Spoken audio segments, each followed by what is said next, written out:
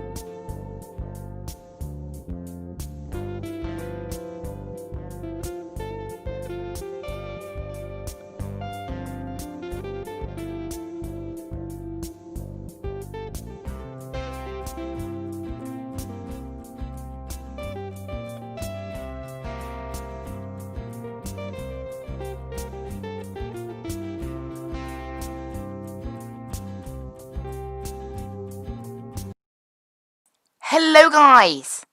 Welcome to the wonderful Portuguese airport of Faro. Just in the process of connecting us up to Vatsim today. Course time today is Skyways 2286. Just get everything all set up here and we can get underway. So, yep, I've had a bit of a faff trying to load into this place. The scenery is ever so slightly out of, in terms of it's in the right place, but all of the gate numbers are all out. It looks like we actually have a TAP Air Portugal on the ground down here. TAP 190 Charlie. It just loaded in literally a second ago because it wasn't here when I was spawning in, so that's fine. And yeah, so we're at gate 211 at the moment. No ATC at the moment. It doesn't look like we're going to have any all day, unfortunately. It's kind of how it is. Hang on a minute. Oh boy. Right. Be right back, guys. I'm just going to whack up the Gone Flight Planning segment. My apologies. It appears that our flight sim... I did wonder why it was so quiet. It appears that our PMDG has decided to load in without sound, as it sometimes does. So what we have to do is load up a default aircraft, and then we have to reload in as a 737 from PMDG, otherwise it breaks the PMDG. And then we can get underway again in a moment. So we're just waiting for it. It will take a little bit of time because it has to load. Sadly, that's a bit unfortunate, but never mind. So I'm just in the process of loading in the default plane now, which shouldn't take too long, and then I'll be able to load in the PMDG again. Hopefully, keep our fingers crossed, we'll have sound. It does happen sometimes, this strange bug. It does actually happen quite often. It has happened in quite a few streams previously, and generally the solution is just to reload the plane, and then you're good. So hopefully that is the case today, otherwise I don't know what we're going to be doing, but we'll keep our fingers crossed. It's going to be a bit of a longer stream actually than I originally planned. I didn't realise that Faro to Bournemouth was quite so much of a long flight. It's actually 2 hours and 17 minutes in the air today, so a little bit longer than I initially thought. But never mind. Right, I'm just in the process now of reloading in the PMDG, so it should just be loading in the next 10 seconds. There we go. It has now loaded in, and it has fully loaded in. It's worked, and I heard some sound. And you can see there, when I scroll the dials, we have sound. So there we go, all good, all working, just a little bit of a mistake. We need to wait for the PMDG to initialise. This is what it basically fails to initialise sometimes, and you can see now, there you go, all the systems whirring into life. You can hear everything, which means our plane has successfully fired up. We're on a brand new AIRAC cycle today, AIRAC 2008. Doesn't appear anything's changed though for our route today, because I initially planned it in 2077 and then realised it had changed, so I changed it, but it didn't really change anything. So don't know why I went into the reference airport on that page. So we want to go to FS Actions, ground power can be turned on, and we'll whack the APU off, and we'll get the ground spoiler, no, not the emergency lights set, and chime and seatbelts and all that stuff. We're cruising state 360, so we'll just get it set up right away, because I do sometimes forget that. And then we can get on with actually planning our flight. So everything's all good up here. We're going to go down to fuel. Did I turn off the APU? Yeah, I did. Good.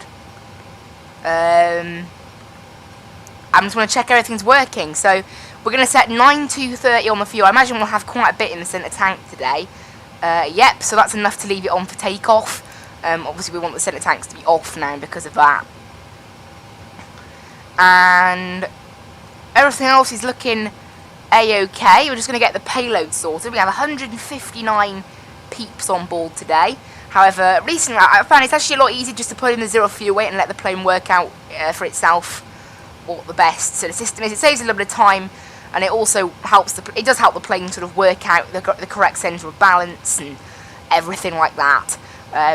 So that's that all in there. So we've got 134, but we'll tell GSX we have 159 because it's something we've got booked on. It's just how the plane processes it, and then well, that's it really. We're just going to go over to here. We can open the back door. We are at a remote stand. I tried loading it in with the jetway stands, but they're actually classed as heavy gates, so the jetways can't reach to our plane.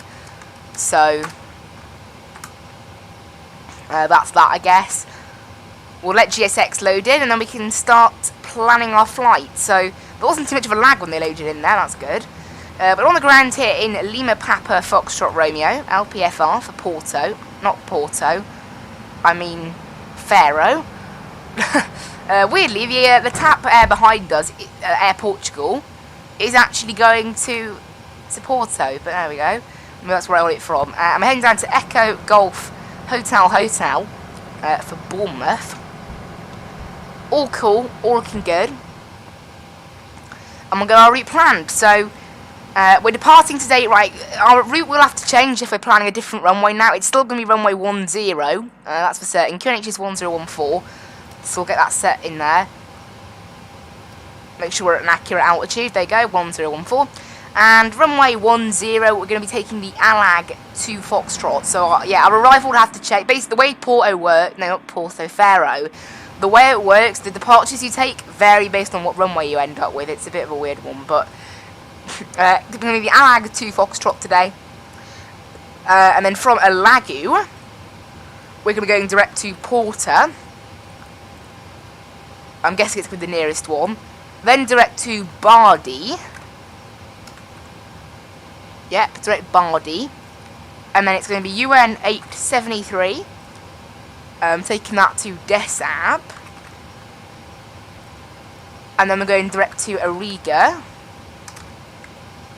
Quite a long route actually, quite a few direct. And then we're jumping on UN 872 to Turpo. And then UP 87 as far as Godan. Then it's UN 862 as far as Apollo. Then UP 87 again as far as Rev 2. And then it's UY 110 as far as Orist. Oh wow, this is a long route. On to Y110 as far as Thread.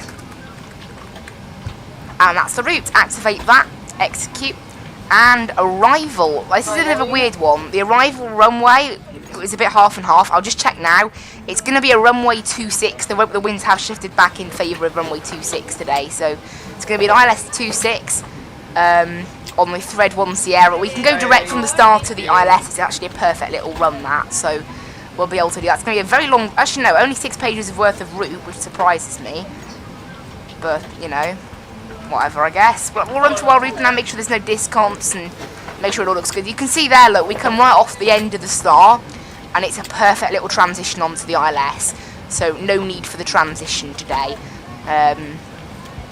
It was made obviously perfectly for this. Like, you can see there it ends at Needle and you just head perfectly to runway 26. So that's absolutely perfect. We can go back to page 1 on here now and get a map, and we'll get traffic and weather turned on. We can get weather and turbulence on down here, and we'll get the squawk set to 2200, and we can tune Unicom 122.8. As it stands, as I said, no ATC all day really as it stands. We'll wait and see on that. Right, go to init ref now. 0 fuel weight in there. Init, our reserves are going to be... Where are you, reserves? I'm finding the load sheet and I can't find it. I think I scrolled too far down. Here it is.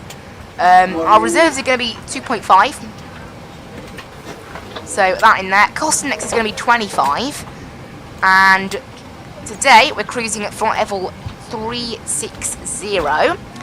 Cruise wind. We're going to have a slight... Oh, I always forget I shouldn't put the slash there because it's like there's only one input. There we go. And we are cruise wind 323 at 021. So quite calm winds. There's no significant weather on our route today. And ISO deviation is +7.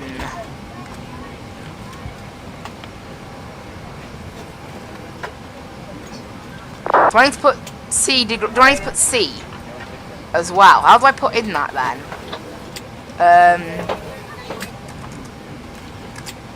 Well, like just 7.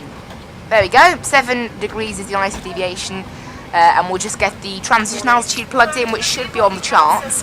Transition altitude is 4,000 here in Faro. N1 limit, we're going to be doing a D rate of 1 today, 24k D rate, and we'll do a D rate on the climb as well. Takeoff, going to be a flats 5 departure today. That's looking all good. Bit of a high trim value, 5.13. I'll go ahead and set that there. There we go. Trim is set, 149 on the V-speeds. There it is. And flight directors left side, right side, LNAV. Okay, VNAV's not deciding to work for us today. It does do that sometimes. I think it might be based on the departure or something. Oh, there we go. Never mind. We've got LNAV and VNAV now. It just decided to suddenly start working. So, okay. And everything's all looking good. So we'll just go to our descent now and forecast the transition level down in Bournemouth. It's going to be 6,000 unless we have ATC that set an actual level. 6,000 or above and 3,000 or above are the restrictions on the departure, so no proper restrictions to hold us back. So straight up to 360 on here, and auto brakes to RTO, and we can also get the anti-collision lights. Looks like the TAP Air Portugal's made a bit of an exit there. Elec pumps can come on, packs can come off, and we'll start the APU, and we'll let everything fire up. We can get the probe heats on as well. We'll just let the plane fire up. We shouldn't be... Actually, it appears that the baggage is taking an absolute age to get to us, so we're going to have to be waiting for that. Start recording on Vats on Fly UK now, and we can get underway now then. So obviously I'm going to call for push and start now, and when GSX is ready to offer it, it will. I want to go to the left, I think. Yeah, I want to go to the left, but I don't know whether it'll let us do that. It'll give us a shorter taxi that way. So off the TAP Air Portugal goes. You can see actually because they're loading suitcases and not proper pallets, it's a lot quicker to load, so we shouldn't have any issues with that. So we'll have a little look outside of this lovely Fly2 livery. And yeah, today's estimated flight time 2 hours and 17 minutes, so a little bit long. Everything should all be ready for the arrival though. We're just waiting on this now. Go back to the weather for Porto. It's nice and clear here, 30 degrees, QNH1014, absolutely lovely. Actually, you know what? Let's plug in the takeoff, sort of info, because I should do that. Runway wind. So the winds, because this will change our V speeds. I want to see how it impacts V speeds. I've never really tried it, but I want to see how this impacts V speeds basically. So obviously no slope on the runway because it's FSX. Doesn't simulate that. This thing already knows the outside air temperature is 30 degrees, so actually it probably didn't make any difference that I entered. No, it didn't make any difference that I entered that. Because I was going to say the only difference, generally the temperature makes a difference, but obviously given that the plane seems to know what temperature it is outside, it's irrelevant. Right, boarding has been completed, so we can whack the TCAS on, and anti-collision lights on, strobe and steady on the position lights. And we can get our wing lights on as well. Hello, Captain. We're ready for pushback. And I'm going to close our doors now. This can go on to ground connections. We'll get the APU on, and we can go ahead and whack off the ground power.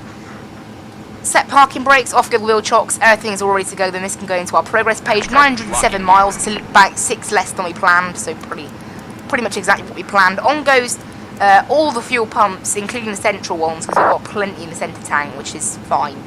And everything else up there is looking all good. We can get the actually, I want to keep the wingless off until we're taxiing.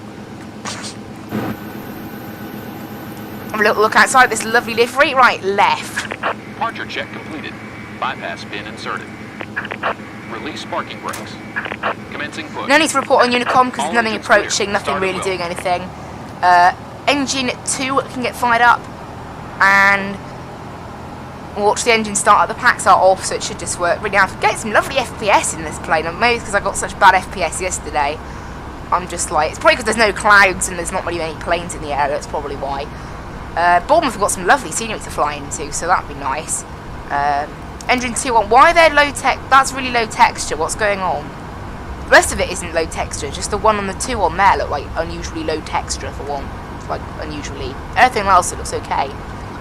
Who knows? Right. And we can also turn engine 1 on now as engine 2 is pretty much fully fired up.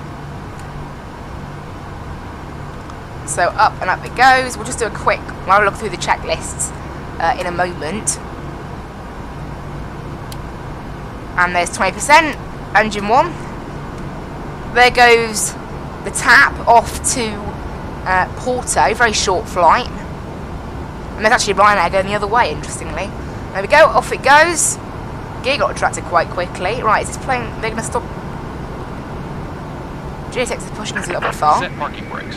Parking brakes are set, and engine can go back to there. Confirmation for good engine start. Engine is good. And let's run through the checklist. Config, set, recall. We'll get the engine gens on. We can get the AP off. We can refire the packs. And wing lights on, taxi lights on, and that means everything's good. So config and recall all good. Flight controls are all good. Flaps 1, 2, and 5. Trim is set. Takeoff briefing set. Cabin is all sat down. Engine start switches Unlocking gear. continuous. MCP set. Transponder, TARA, and landing lights and all that will be handled closer to takeoff. So there we go. Everything is all ready to go. All the strobe lights are on and working. We just need to get the wing lights. Actually, we can leave the wing lights as it's not dark, so it should be all good. Just that there's no light on in the cockpit because sometimes this plane does that. I like to have them turned off, honestly, when it's this bright. And QNH is set. What on earth? Did he just do like a really sudden turn then before going back the other way, that pushback tractor? Or was that just me? Right, let's clear, right, it's clear. We'll let GSX leave port. Faro traffic, Skyways 2286, it's taxiing runway 10, then we're on to the Alagu to Foxtrot departure out today. I keep saying Porto. I don't know why I think we're in Porto. We're in Faro. Get it right. I need to get it right. So we're only 19 minutes into the stream, look, and already pushed back, so it shows how much of a delay we had yesterday, leaving Gatwick. Right, looks like they're good. They've let us to clear, so away we go.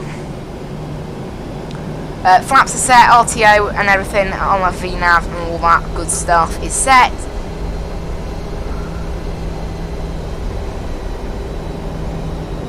And yeah, away we go, taxiing through the apron, and then Alpha, and then Papa. We're going to do a runway full length. It's only an 8,000 foot runway here in Faro, so not the longest, not the shortest of runways either.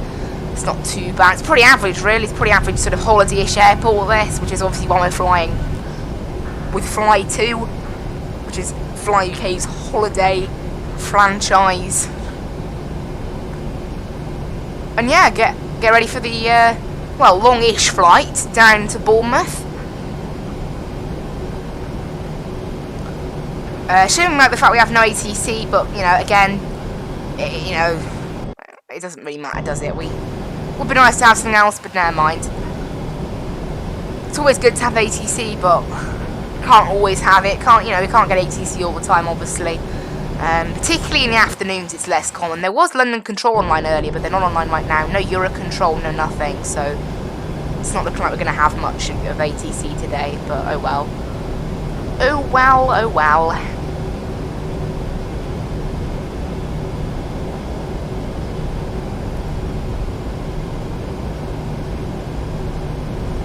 And we'll set runway heading in here actually, 103.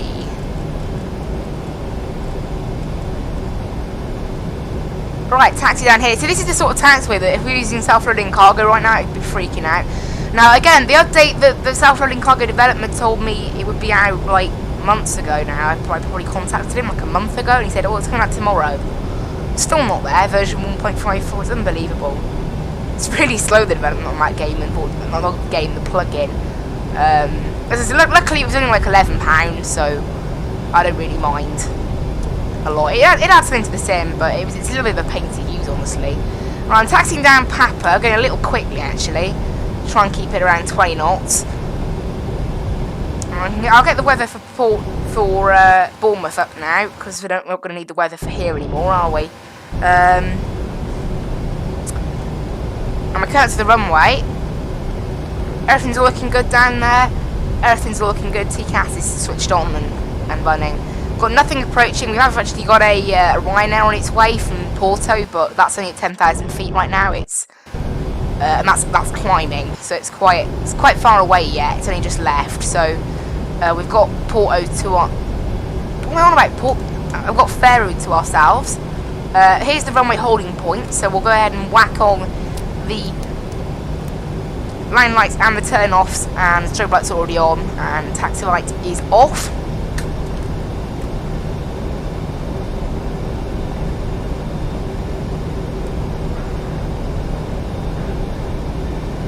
And we can taxi on to runway 10 here, and everything is all set for departure, all ready to go. So we'll go ahead and we can actually hand fly a little bit as well. There's lovely weather here. It's a perfect headwind off the runway of about 13 knots, but obviously it's a headwind, so it doesn't really cause too much problems.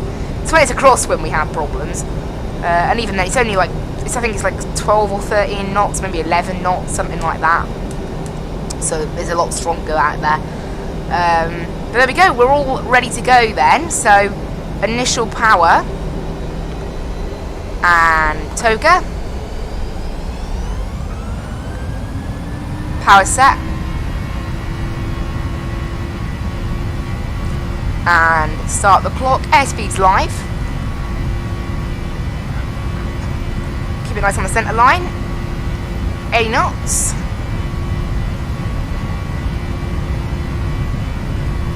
Up we go out of the lovely airport of Faro. V1. Rotate. V2. Positive rate. Gear up.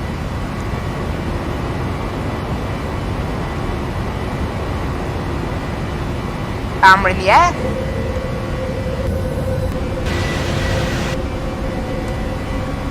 Have a little look outside, look at that. Oh, that's a nice climb out. That's 1000. Start to angle the plane down just a touch. And lock the gear. Disarm auto brakes. And runway turn offs off. And engine start switches into the off position. And we'll start to pitch the plane down.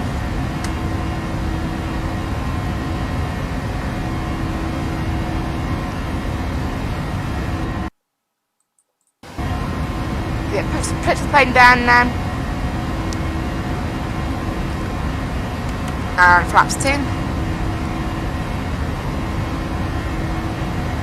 Flaps 1. No speed restrictions on the departure here, so as soon as I can I'll go flaps up. Transition altitude here, remember, is 4,000. And 210 knots, flaps up. And then that should clear us up to 250 knots then. There we go, 250 knots. So I'll push the plane up a little bit more.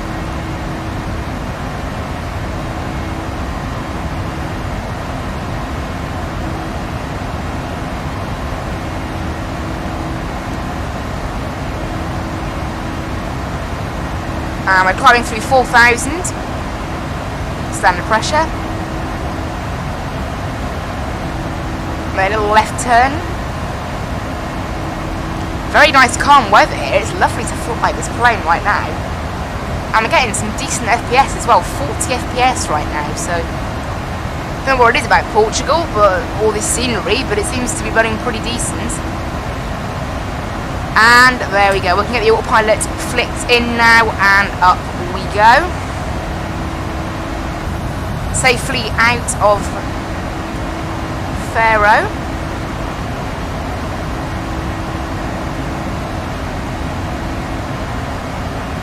And this thing's going to start pitching for the climb now up to 10,000, which is the speed restriction, obviously.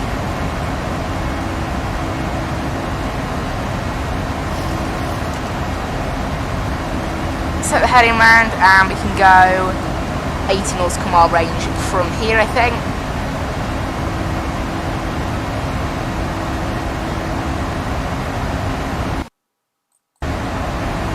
I'm just unpinning all the charts from Porto. Cool. Pretty nice departure there. I'm going to a little left turn, then it's just direct to a Lagu on the departure, which is like a 60-mile hop, so all fine, all good. We're flying over Valladolid today, between Oviedo and Bilbao, then over the Bay of Biscay, Nantes, Rennes, and then over Jersey. Similar route we take from Palma, or somewhere like that. From Nantes into the UK, that's a similar route, and then the other part of the route is more like what you do when going from Bilbao. It's like a mix of two. Obviously we've got this extra little bit over Portugal, obviously. It's very nice. I do like the sort of desert, like sand-like scenery you get over Spain and Portugal in FSX. We should see the airfield somewhere, there it is. So pretty straight out departure and then just turn left. We can go ahead and turn off the landing lights now. We've got plenty of fuel left in the centre tanks, so they can keep powering us up.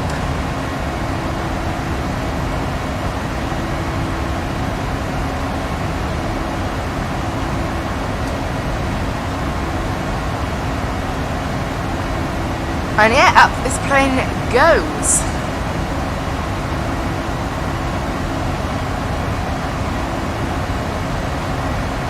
Gaining speed nicely now, up to 299 knots. We're cruising at Mach 7.78 today by the looks of it. Not too bad. Pretty average speed for the cost index of 25 in this plane.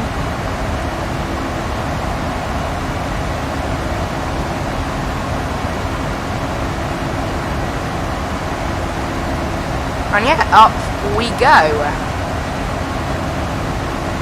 Let's go to 299 knots, and then we can start climbing.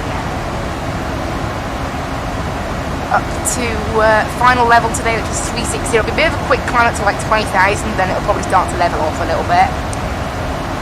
And then go into a proper like Airbus sort of climb a little bit later after that. Lovely scenery though, got the coast. Obviously I can guarantee the new Microsoft Flight Sim will look a lot nicer than this. I can't wait for that game.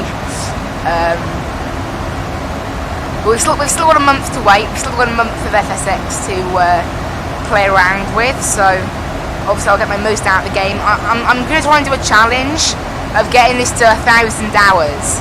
I want to get my FSX to 1,000 hours, 907. So by the end of the month I reckon I should have cracked that.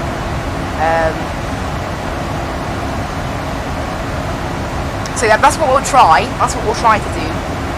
Whether it'll be possible or not, who knows? But I'd love to try and get a game with 1,000 hours on it. I don't know why, but I've never spent 1,000 hours on a game. It does show how much fun I've had out of FSX. I've got to say. I mean, even though the terrain does not look the best, and even though the scenery is always in the wrong place, you can't go wrong with this game. It's a really fun, decent game. Yes, it's got its problems. Yes, it's a bit unstable. But I reckon hopefully the new Flight Sim will solve a lot of these things. You know, it's what the Flight Sim industry needs. X-Plane, extremely unstable. P3D, very expensive and needs a pretty decent PC to run it as well. Not that it's poorly optimised, it just does. Hello.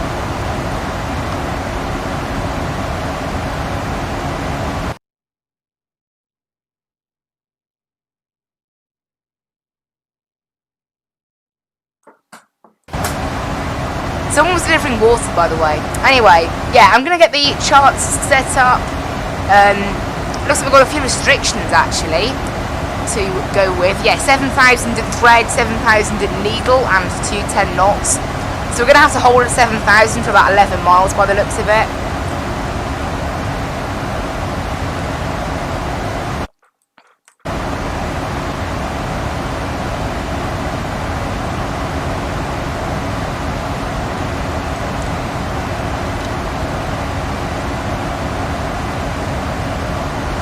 So I'll get that plugged in, and ILS runway 26 and taxi. There we go. Everything's all set up for our departure then.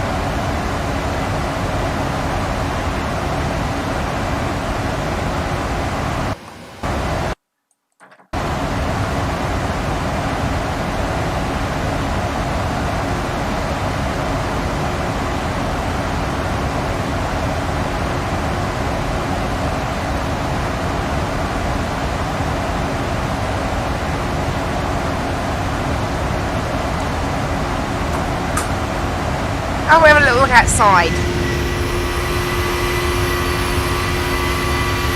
Nice looking plane this, actually. The runway down in Bournemouth is only 7,400 foot, so a bit shorter than it was in Faro. Should be okay. Well, actually, I'll wait to the cruise to get the minimums in.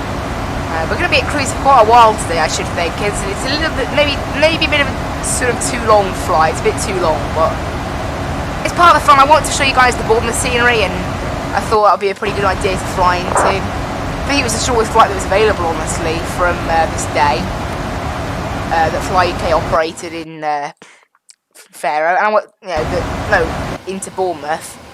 It was the shortest one they did, so I thought, yeah, we'll do that.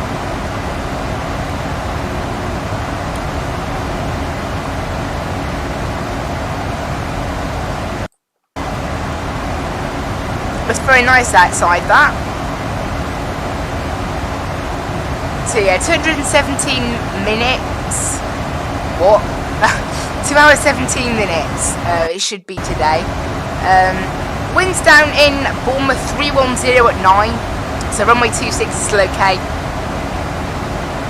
at the moment. Anyway, showing about the fact we have no ATC. Only, in the whole of Europe, it's only Eurocontrol East is online. Obviously, I'm not within Eurocontrol East's airspace, and nothing down in Bournemouth Scenery. There's been a KLM on the ground in Bournemouth for an age now. Nothing else is even landing there. So weirdly, someone's just left Bournemouth, flying to Faro. So I found that a bit interesting. We'll probably pass them on our route then. It looks like they may be doing a slightly different route.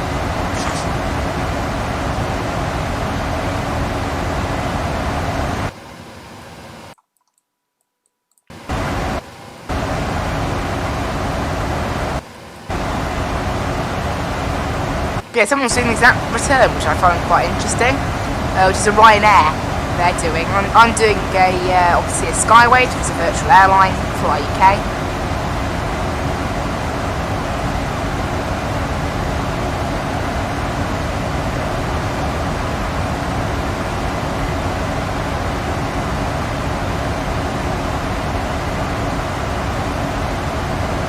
And we'll get the other one back. There we go.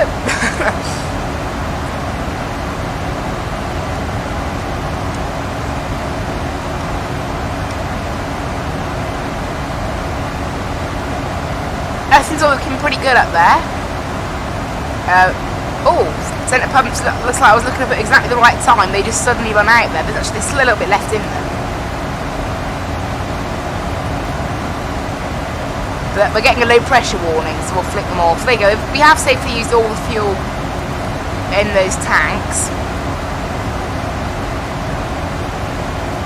Although, I'm not getting a fuel warning on here, so there we are. That means we've used all of it. I want to use all the fuel, obviously. We've got even fueling both the left and the right, so no fuel imbalance after switching, which can sometimes happen. I wonder why we had a fuel imbalance then flying into Cagliari.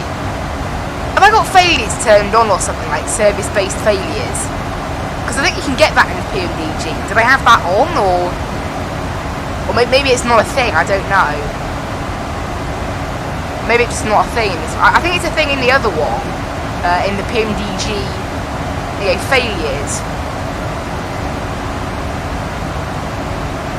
Oh, yeah. So at the moment, it doesn't look like there's much there at all. I can turn on service-based failures, but they're off at the moment. At least for this delivery, they are anyway. And I'm going to keep them like that. I don't want to have unexpected failures because, well, we're doing flight sitting. You know, it's part of the stream. I want to show you guys the whole flight. I'm sure we could deal with an engine failure or something. I'd still rather not bother.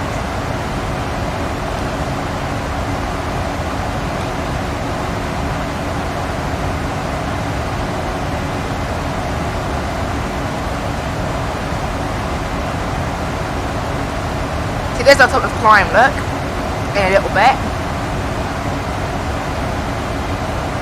What was it like you entered down there? Just delete that, I have no idea what was there. ETA now in Bournemouth is currently 2 hours. So it's looking like this plane's taking 2 hours 13 minutes, so that's 4 minutes quicker than what's in Reef said, but, you know, we're still climbing at the moment actually up to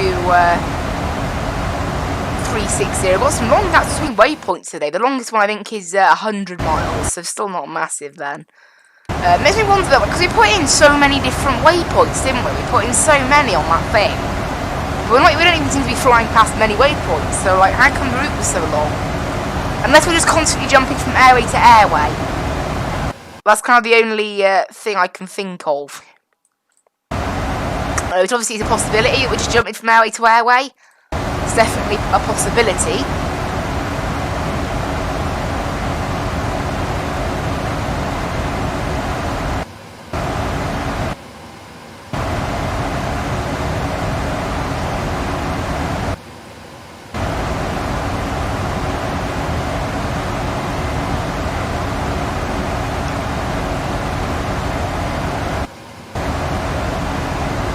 Yeah, climb up to 360 now, and once we're there we'll set up the arrival and then we can just chill.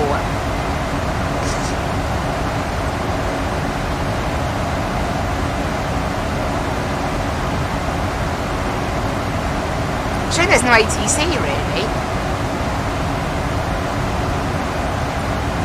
Oh, in the end, that the tap that took was actually going to Lisbon. I think they changed their route. Because they were originally going to Porto. And on the ground right now in Faro, there's actually a TUI. Yeah, there's a TUI and a Lufthansa.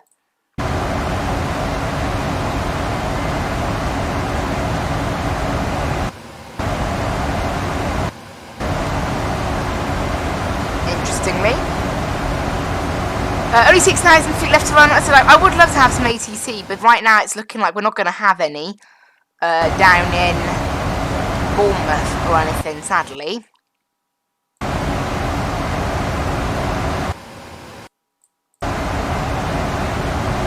Oh well, I guess.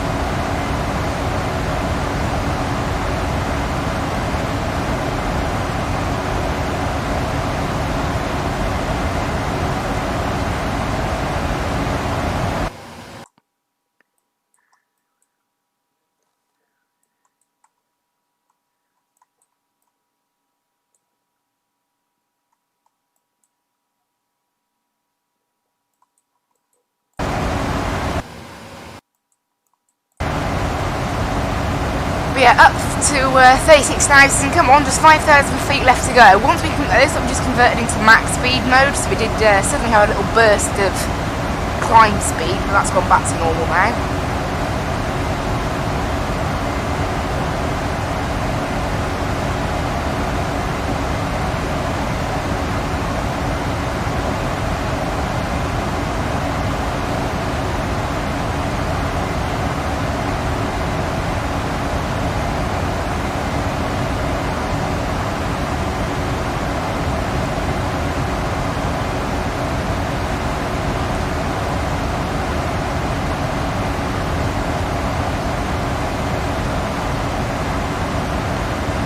But yeah, just climbing at the moment. The winds aren't too strong actually, only about a 20 knot tailwind, no, headwind right now. So yeah, obviously overall today I think we are going to have, I think it was about 20 miles of headwind, which is ground distance versus air distance, I think. Yeah, 25 miles actually. So it's like we're flying, instead of flying 908, it's like we're flying 933. And in the end, yeah, our flight was 907 miles, so exact pretty much with what Zinbrief said, which is great.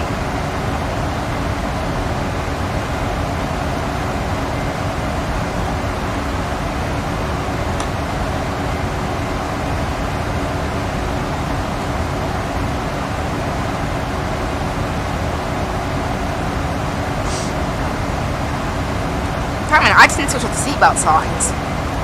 Sorry, people back there. we'll let them walk around now. They've been trapped the whole time. Oh, the wing lights are all.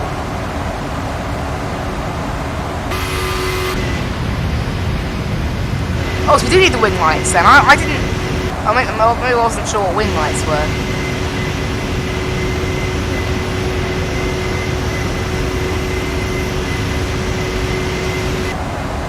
I'm watching now to see what they are. There's literally no difference between wing lights being on and off. But what are wing lights then, if they don't seem to make any difference? Because they still flash no matter what, so...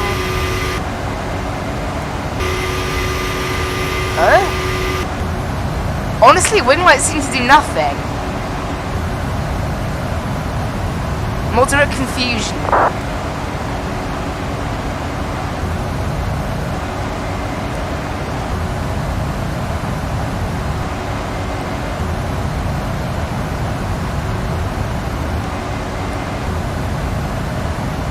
I honestly don't know what wing lights do. They seem to make no difference. We'll leave them then. Leave them off. That's confusing. But okay. The strobes are enough, like, you know. Maybe they only make a difference at night. Oh, there's the altitude horn to tell us that we are approaching our cruise. We're staying here all day. We should get some new weather through on Bournemouth in around about 5 to 10 minutes. Because when I initially planned this flight, it was literally bang half and half between runway 26 and 08. I want to take 26 personally because it's closer to where we get dropped off from our start. Like when we get dropped off, we can just proceed direct from our start to the ILS easily. Like the start was literally made for the ILS approach, which it probably was. It doesn't really say what, you know, there isn't a set runway, but apparently, yeah, the way it's meant to work here, it says we're going to get probably vectors after Needle if we have ATC, but obviously we don't. And there aren't really any other arrivals so that we can take. So it's, you know, it's either we'll probably have to take the thread. We'd probably have to do a transition if we took runway 08. We'd probably have to use the weird Bournemouth transition where you head to the airport and then sort of loop around. So I would rather stay on 26. We could do 08 without the transition like we did at Manchester. It just creates a little bit of a sort of slightly sharp curve for us to get onto the ILS, so 26 is a better option.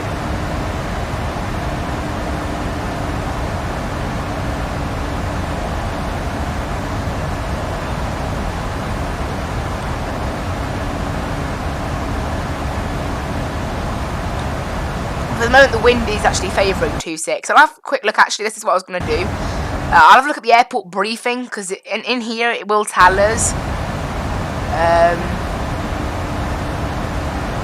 Yeah.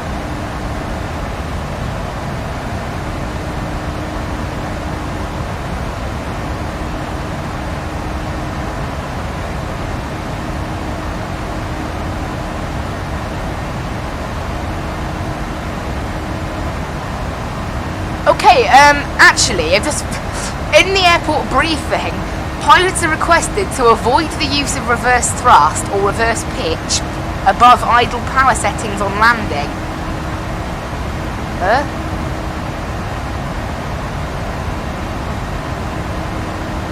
Above idle. Why would we use it? Why would we use reverses above idle power? I'm confused. Does that mean no reverse thrust? Or does that mean you can't use it before you've touched down? What does that even mean? Who knows?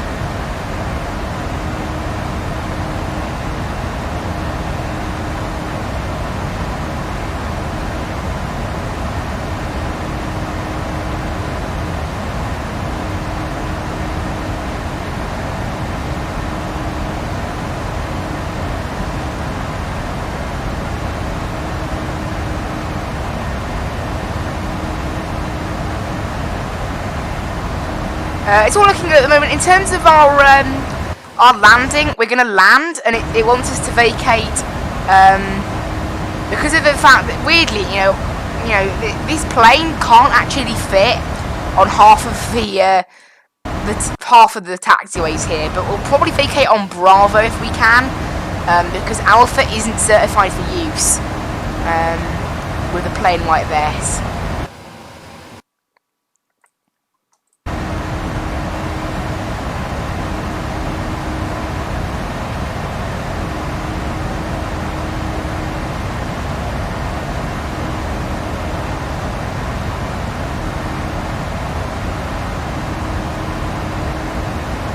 Yeah, it's all okay. I'm just looking at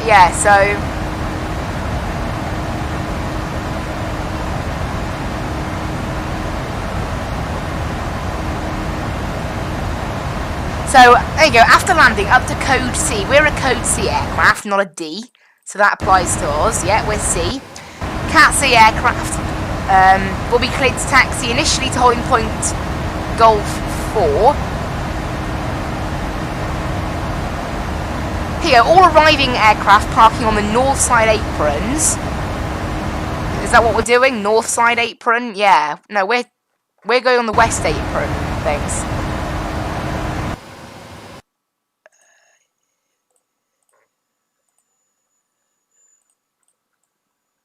Yeah, so we're taking stand. Probably take stand 2, 3, 4, 5, something like that.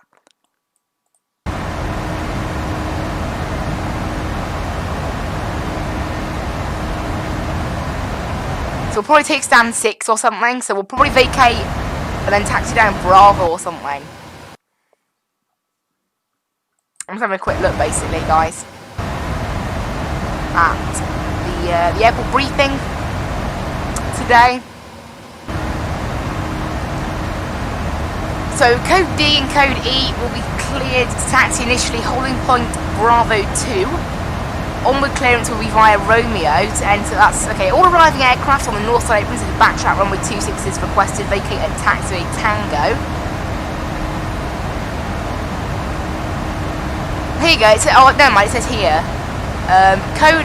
Okay, so aircraft will backtrack and report runway vacated at holding point Bravo 1 or Romeo. So we can vacate on Bravo or Romeo, but not Alpha. So we're going to have to backtrack on the runway. There is a turning point, unless I can properly whack the plane down and go full auto brakes, but I don't want to make the passengers uncomfortable, because basically what it is, taxiway Alpha basically isn't suitable for this plane. That's basically what it is.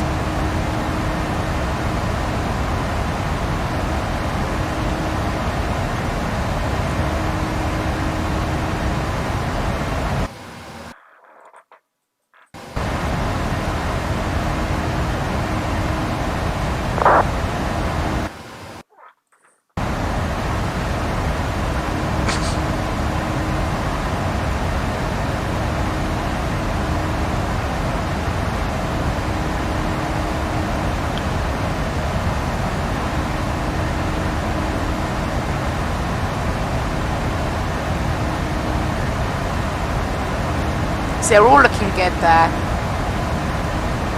So yeah, quite simple. We're just going to basically just do a normal sort of landing and just avoid taxiway Alpha basically, because it's too thin for our type of plane, basically.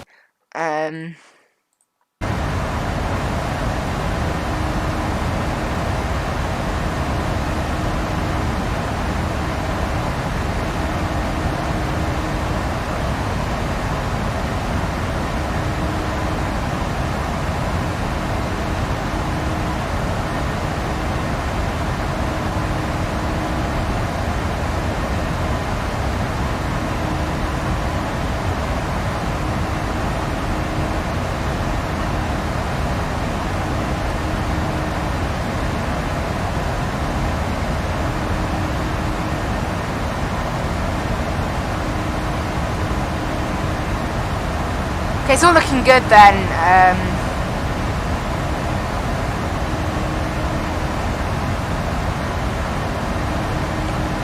Everything's all looking good for departure. I can't really see much about the what taxiways we are and aren't allowed to use. I'm positive there was like a section on it. Here you go.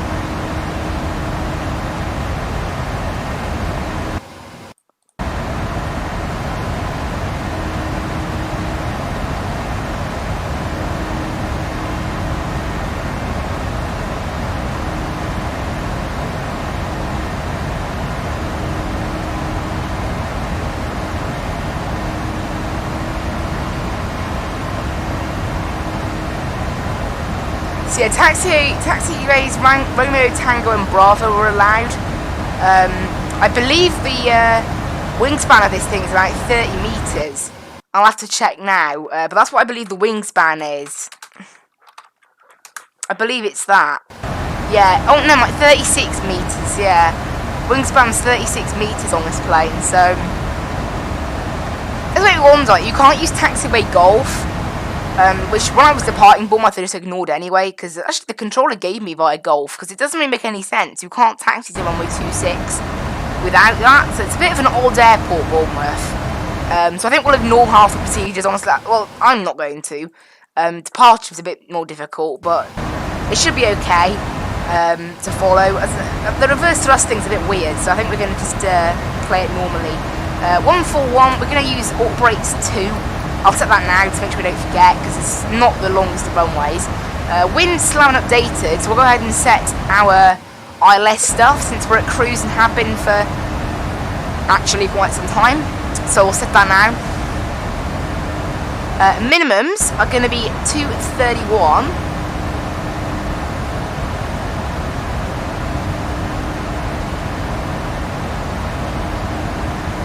And that's it. Never mind. 110.5.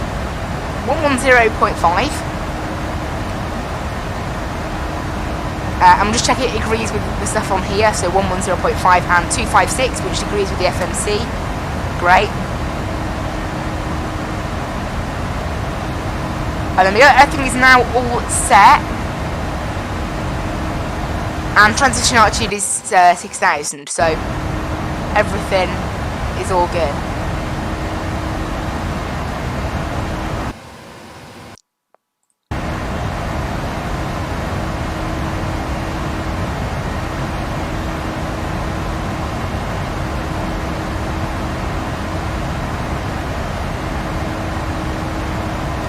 So everything is all good.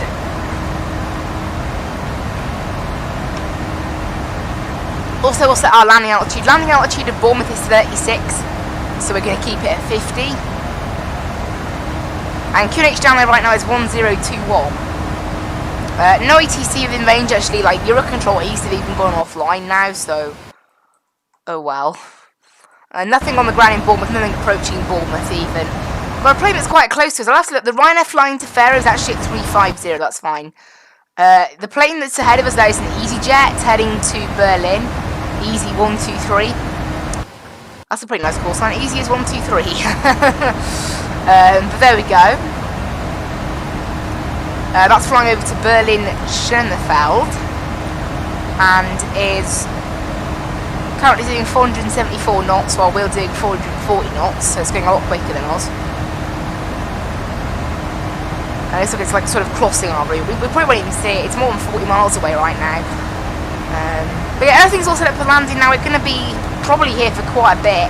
We might do a bit of an early descent because of the restrictions. As you know, 140 miles an hour, that's pretty normal. So we're going to be descending in about an hour and 15 minutes now. So we can just sit back, relax, and enjoy the journey. Pretty much straightforward route. We're just crossed the Portuguese border into Spain now.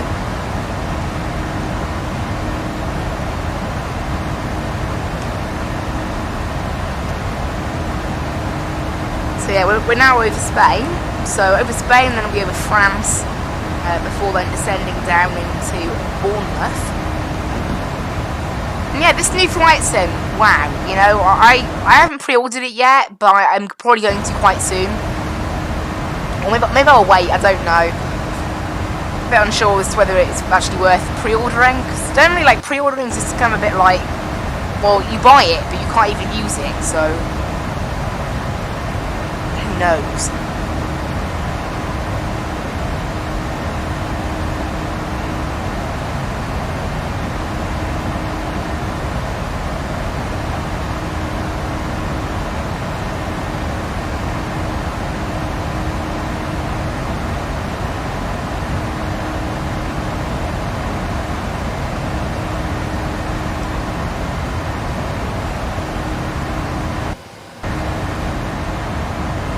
Oh, I accidentally knocked the HUD down. I don't need that.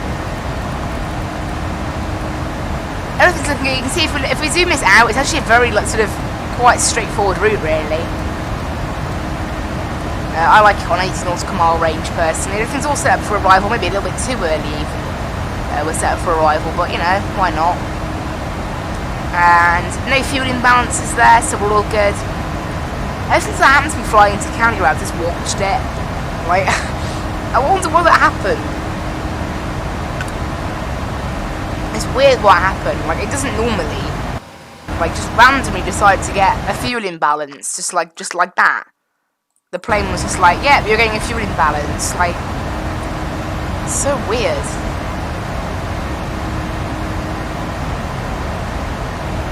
Strange bug or whatever it was. It's just weird, isn't it? But never mind. And obviously, yeah, Train Sim World 2 was also coming out at the start of this month, so that should be pretty cool. Maybe I'll make some videos on it. Do you guys want me to make some videos on Train Sim World 2? I probably will, actually. Because the Bakerloo line's coming out for it, and I'd love to try that out. Be prepared for plenty of overruns to the stations, though, if I do that, obviously.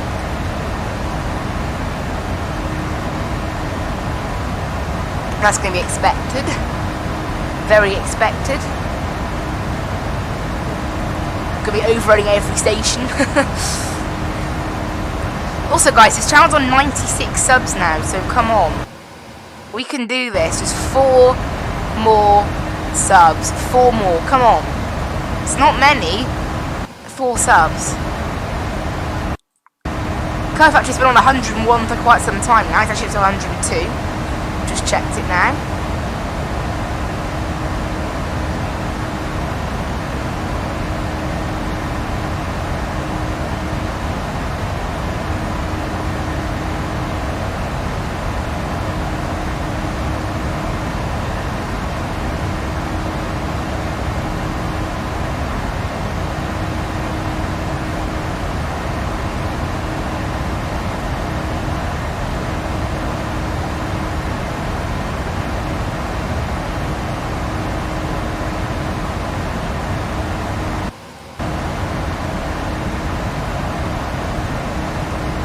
A little left turn. Now, what's this waypoint then? Is it ZMR? Where's that? Zamora.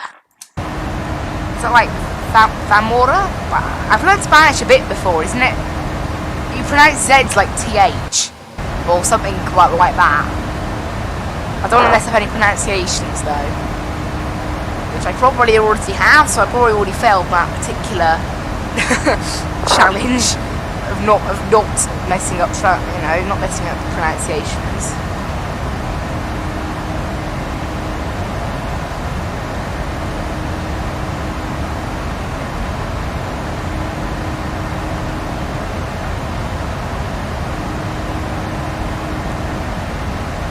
And then obviously, yeah, so tomorrow we're going to be doing some Motorsport Manager. Can't wait for that. Some Nissan Nismo in the GT series, which will be good fun. And then after that, we're going to be, on Saturday, we're going to be flying from Zurich to Heathrow. In the 777, obviously trying to get some use out of the 777. It's not the longest of flights that, but it should be okay.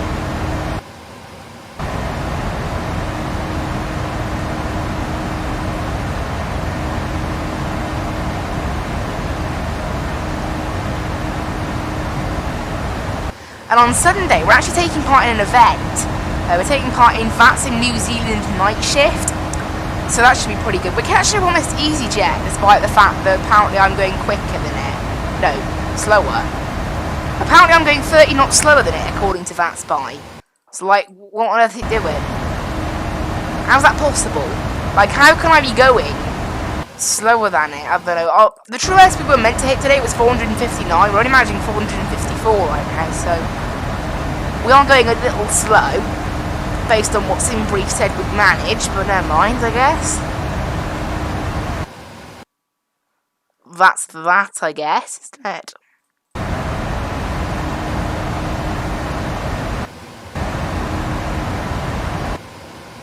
It's almost weird though, like it just isn't moving that EasyJet, is it? Like, I think it is slowly getting closer to our flight path. It's almost like they paused their game though, like it's that slow.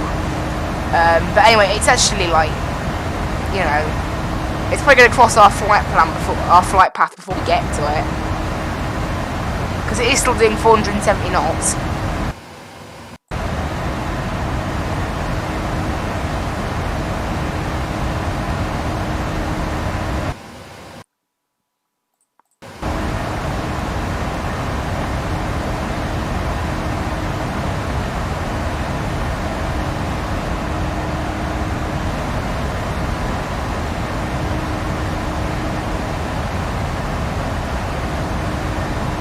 Actually, we'll grab the weather down in Bournemouth.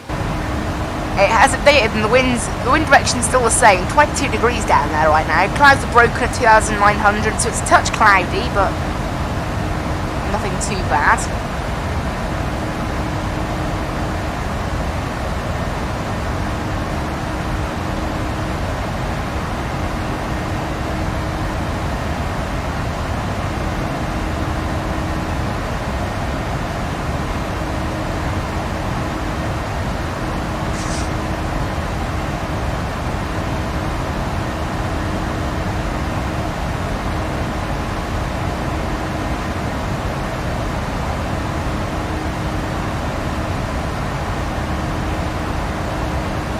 We're at 36,000 feet right now, 637 miles left to run to Bournemouth. We're going to be descending in about an hour and 5 minutes. We still have a little bit of time up here. Oh, look at that, look outside, it's so clear.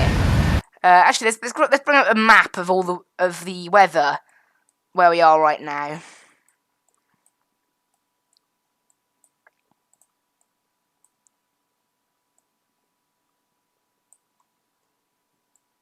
Right, little look.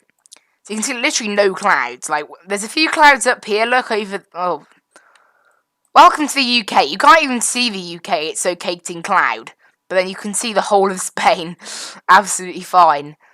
Obviously, that's the case, right?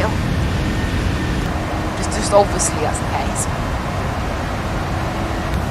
I was also wondering how my overlay would work with the new flight sim. Like, because at the moment it connects to the flight sim, so I'm a bit interested in how that will work. Apparently the new flight sim will support Sim Connect, so maybe it'll just work out off the bat, but I doubt that, I don't know.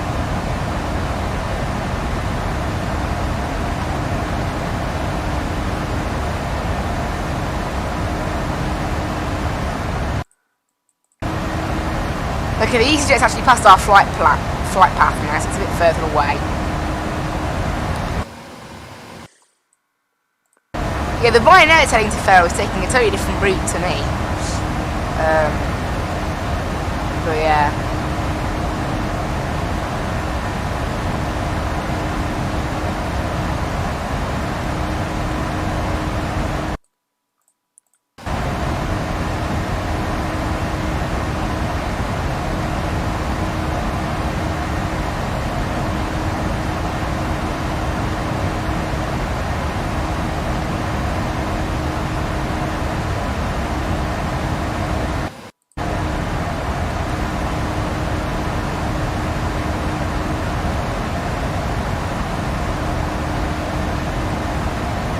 Yeah, nothing really in the area, is there?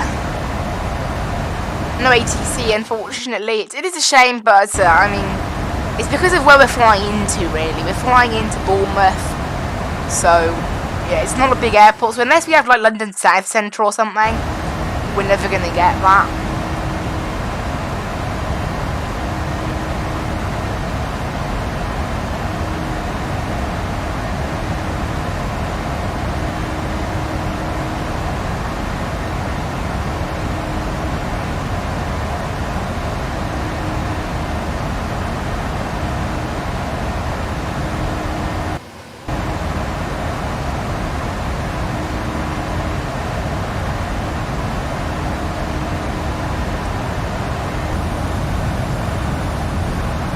There they go. We're back in economy. Look, we can see. I think there is a first class up there, but I found there isn't actually a view that lets you see into it. Oh, never mind. This is the view that lets you see into it.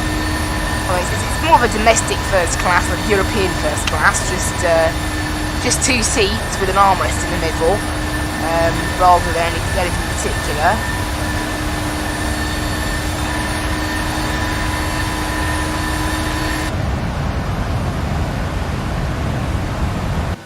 This is as close as you get to a cabin tour on this thing.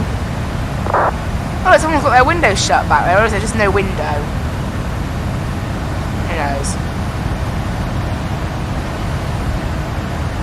Oh, yeah, it does model. I wonder if they change throughout the flight.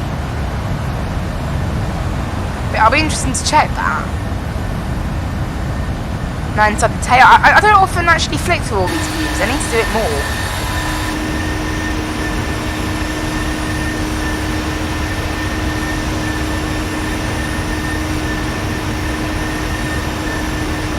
You see, most people have their window open most of the way, but then there's a few every now and then that have it all the way down.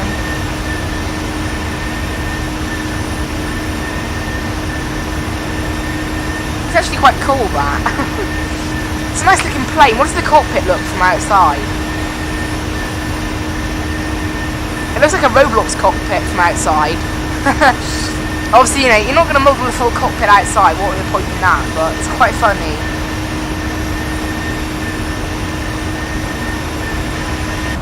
You get some nice views, actually. Right, we'll head back inside then and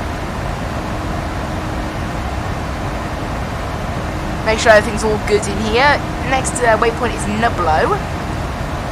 And London Central just came online. I saw it light up and I was like, I wonder who's online. Unfortunately, it's London Central, so no ATC for us at the moment then.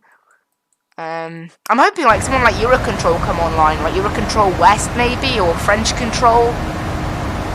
But at the moment, it doesn't look like we're going to get any ATC today.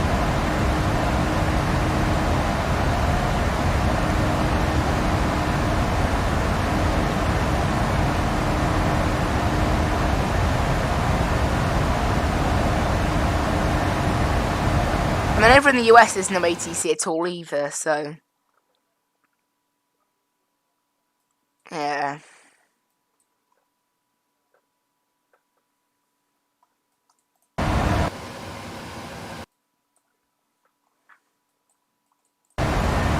But it's looking pretty good at the moment. Just no ATC, which is a shame, but never mind.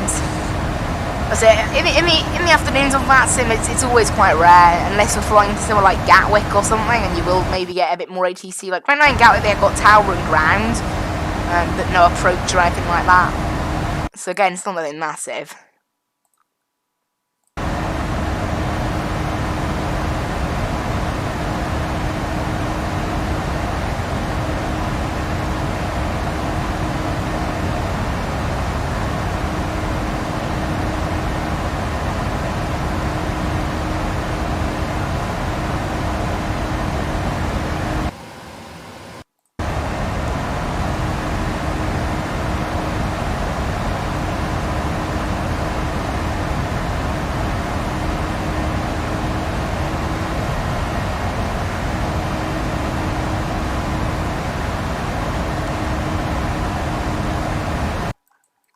We're looking okay at the moment, so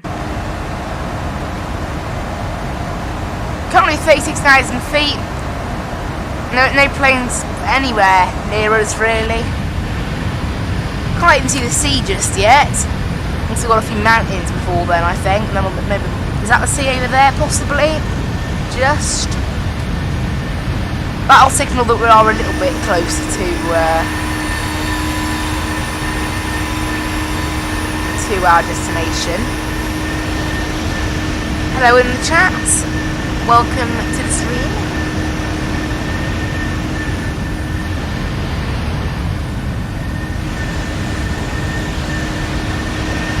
Just cruising out here right now above Valladolid, to the left.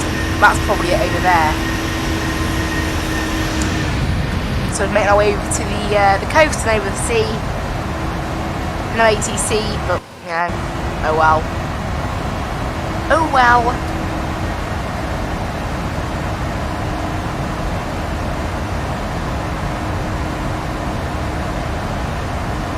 one's got some nice ATC going on. They've got ground, and approach just came on well. So we're not flying out of Lisbon. Maybe I should have. We're flying out of Faro over to Bournemouth. So yeah, I don't know. It's not obviously the best of routes for ATC. Faro's not the biggest of airports, and Bournemouth definitely isn't the biggest. Bournemouth really suits like Dash 8s and things. It's not really so good for even a 737. The taxiways themselves are very thin. That's the problem with Bournemouth. Like, there's only a limited amount of taxiways that you can use. But even then, this plane does actually fit on them, so I don't know.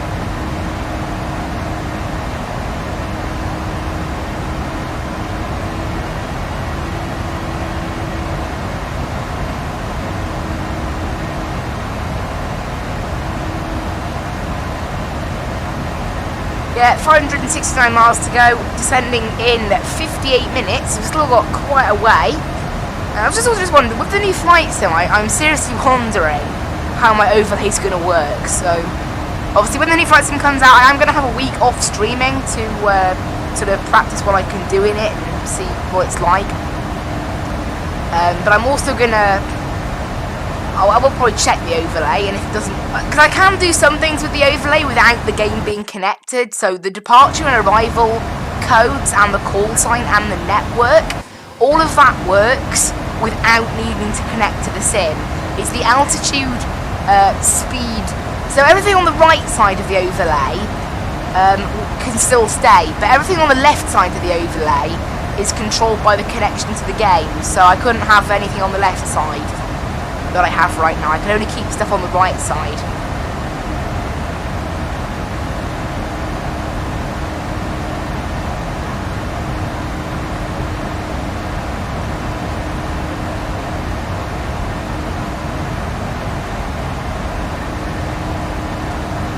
I could also potentially keep the ETA, but like I have to work it out myself from the FMC. I could do that and type it in to the overlay, so we could potentially keep the ETA. But yeah, the altitude and the ground speed, you can't sort of put that in. So I'm hoping that, considering the new flight sim supports SimConnect, either there'll be an updated overlay, or maybe, fingers crossed, that this overlay will work with the new flight sim instantly. But I somehow have my massive doubts about that. Yes, I will definitely stream FS 2020. I'm really excited for it. The first week I'm not going to be streaming it because I want to test out the game, but after that, then yeah, pretty much all my streams will be done on that game, and I think we'll continue the Motorsport Manager series as well. But almost certainly I want to stream the game. I'm going to have to see how it performs as well, but the requirements for it look okay. But yeah, it looks like an absolutely amazing game. I was surprised. I was literally just, sitting there watching YouTube on like July the 12th or 13th or whenever it was, and I was like, oh, we announced it. Like, I was scrolling through a comment section of a video and I found it, and I was like, what? Couldn't believe it. I honestly could not believe it. But yeah, FS 2020. It's here. Well, it's here in a month. 1 month. That's all we have to wait. Not long. Don't have to wait a lot longer, do we? 1 month is really not that long. I mean, I've waited like a year, so we can wait a month longer. But yeah.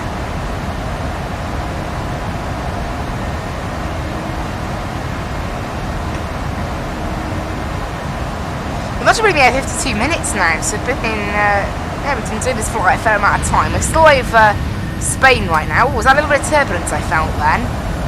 Maybe. There's something on the weather radar, but who knows? Have a look outside. This lovely little... I like the little sort of grey Fly2 on there. I do prefer the sort of the back of this livery, like not the wingtips, but this sort of the red part of the livery is really nice. It is overall, it's quite a sort of nice, bright kind of livery. It does look pretty good. As it stands, there is not a 737 for the new flight sim. I'm hoping that they will make one. Hopefully they'll make one anyway. It'll be nice if they do. Or if PNDG pull this one across. which they also might. But from the start, I'm probably going to be flying the A320 most of all. I'm definitely going to jump in the 747, because I haven't actually been able to get a 747 for this game, because PMDG do one, but it's like £90. It's really expensive, so it's only the 8, the Dash 8, so I won't be able to fly it with Fly UK. I don't think, because they don't offer any, unfortunately they don't offer any small flights. They fly the Dash 4. Is it the 400 or the Dash 4? I think it's just the 400, but yeah, it's the 400. They only fly the 8i. It's the one that comes with the sim, and there's no short flights. I'm going to have a search now, but Fly UK I don't believe do any short flights with the 8i. Unfortunately, that's just how it is, though. I'm searching it now. 8i, and then duration 2 to 3 hours, and nothing. Under 2 hours, nothing. And finally, we'll try 3 to 4 as well. Nothing. So they only operate long flights with it, unfortunately. So we're not going to have any options for Fly UK with the 747, but they're also going to do a 787-10 again. No short flight options. They've only got a Dash 8. You know, I'd like to have the Dash 8 and Dash 9, but they're not doing those at the moment. Again, I reckon a lot of them will be extras that you have to buy. That would be my guess. But from the stand, again, you know, Fly UK don't even operate any A320neos as well. So hopefully they'll build their fleet around the new sim, and I'll be able to do a lot more with it. Because again, I don't know, they have sent out a message said about the A320neo and that it won't count as an A320. So for the start, we'll probably do a lot of flying as like EasyJet and things. Because I am a member of Virtual EasyJet as well, that do operate the A320neo, obviously. So that should be interesting.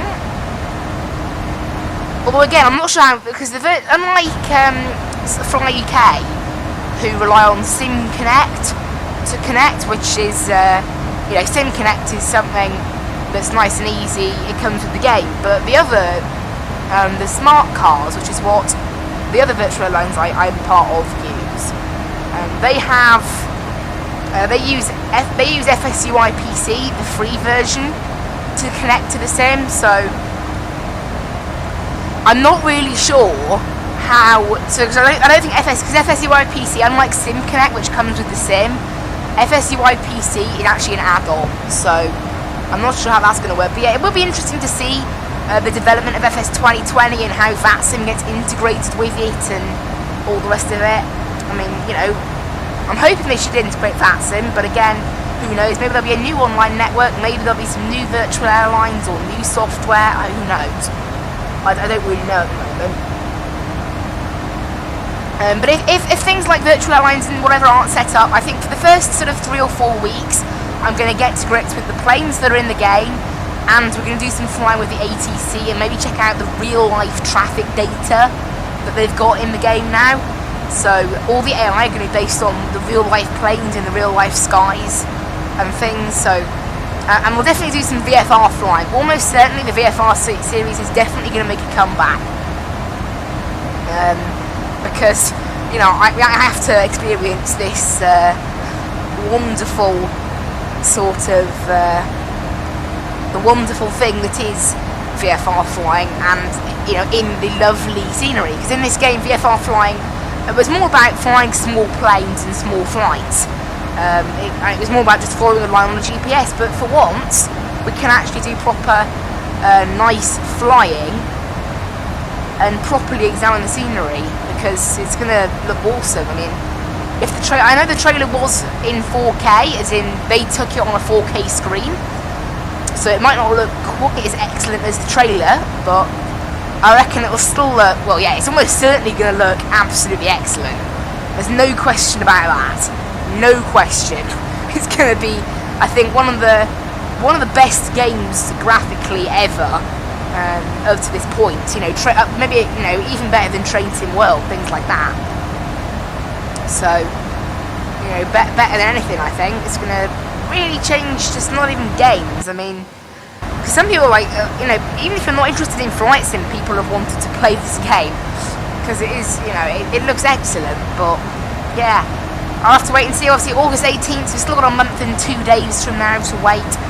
So we've got plenty more time for things to be revealed about virtual airlines and Vatsim and whatever. There's plenty more time for that.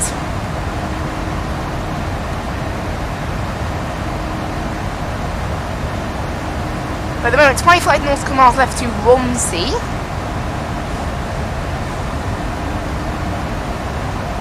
So our next waypoint. Currently heading over to the Bay of Biscay now. It's a little bit cloudy now, so not quite the same lush weather that we had earlier, but still pretty good.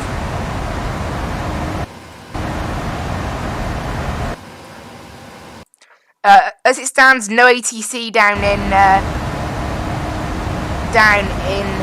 the UK. Currently, there is one plane on the ground in Bournemouth flying over to Alderney, and apparently it's a KLM flight school maybe. It's a L410, whatever that is, flying VFR, so it's probably some small little plane of some kind. Yeah, and we've only got 494 miles to go. We've already flown 415 miles now, so we're coming up on halfway, which is pretty nice.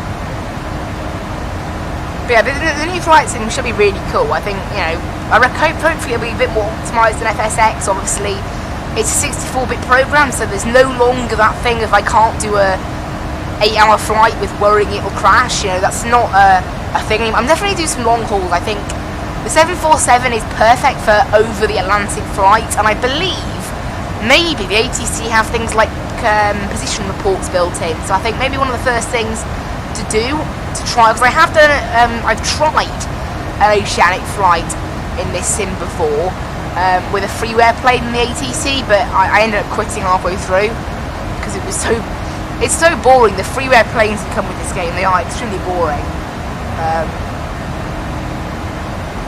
And yeah, the ATC wasn't particularly good with it. There is no if you try to plan a route over the Atlantic in this game right now, you end up with absolute rubbish. So yeah, that's how that is.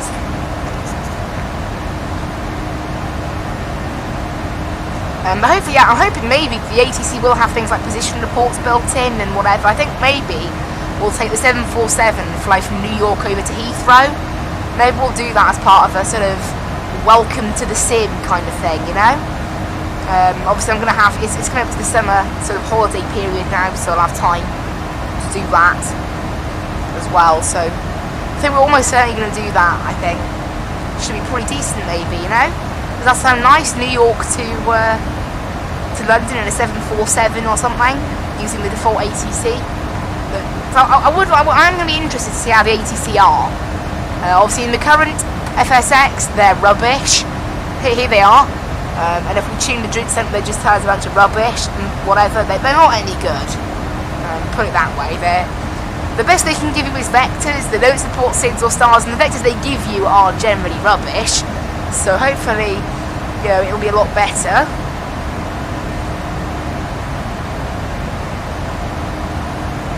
Because that's one thing I have about FSX. Like, without Vatsim and without payware planes, this game would be so bad.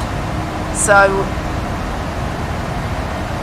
you know, if it just comes to flying with AI and ATC, it's not great. Like, you need to get an ATC add-on like Pro ATC, which is what I've got. I have used quite a bit, and that's kind of the best alternative for when you fly offline.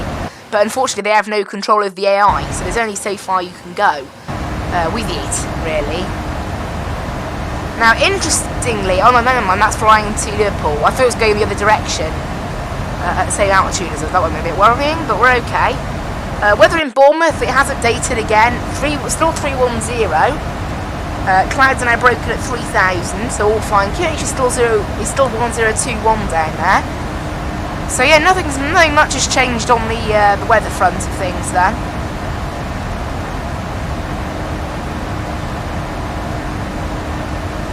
Right now I've actually got a crosswind, so we sped up a slight bit then.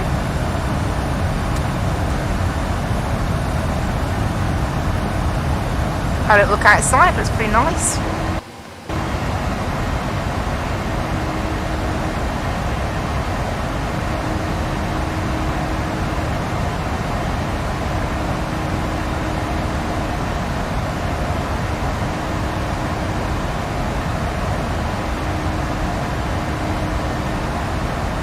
I'm actually going to put in the chat that Flight2 2020 will definitely be streamed if anyone's wondering it.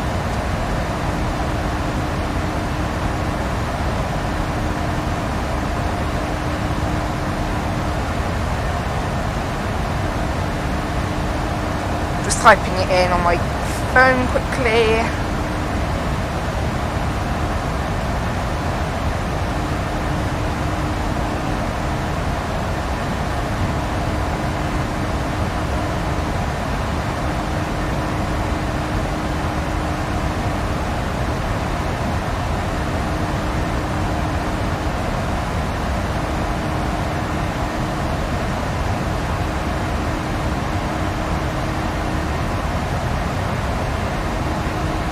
Yeah.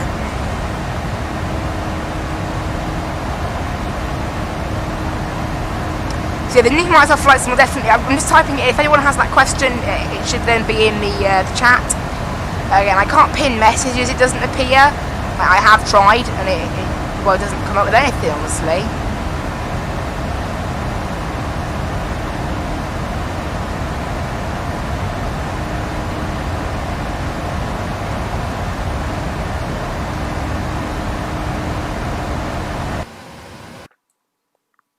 But at the moment, yeah, only London Central Centre. The plane that was on the ground in Bournemouth has now left, so we're not going to need to report on Unicom, I don't think, because it looks like we haven't really got anything round here. And yeah, no ATC, unfortunately,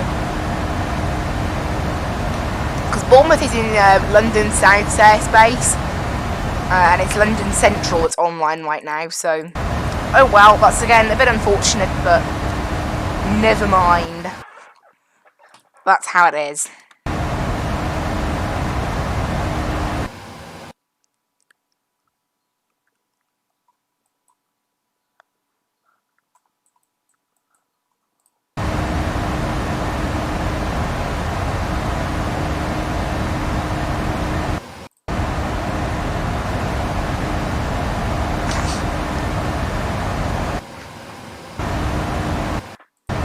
Yeah, 24 miles to Delawg now. It's gone actually quite slowly that last little bit.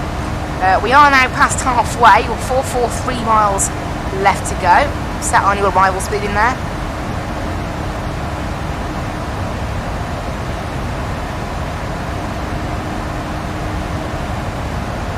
Can I change the gross weight? Oh wow. How does that make any sense? How can I change the gross weight of the aircraft? Can anyone understand that? What if I delete it? There you go. So by deleting it, that'll put it back to auto. That's how it works in this plane. If you delete something that you put in, it normally puts it back to auto. Hopefully. Hopefully we didn't mess it up too bad. I don't know why our plane thinks the runway's at 88 feet. Because it is at 88 feet. It's a bit lower than that, but okay.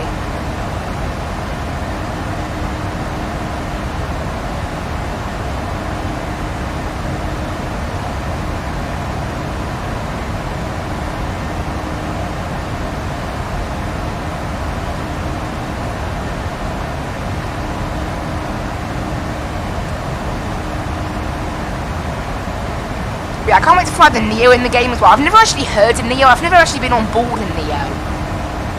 I've only ever flown an AP20, so it'd be interesting to see what it sounds like. Because obviously, you know, that's the main difference with the Neo, that it has totally different engines. That's basically that's what Neo stands for. It stands for New Engine Option. That's the difference with the Neo. If any of you guys didn't know that. Although Neo, I think in some languages does actually just mean new anyway. So it's the new AP20, but it's also the new engine option. It's quite funny actually like that. It's a bit of both, which is nice. Great, fine.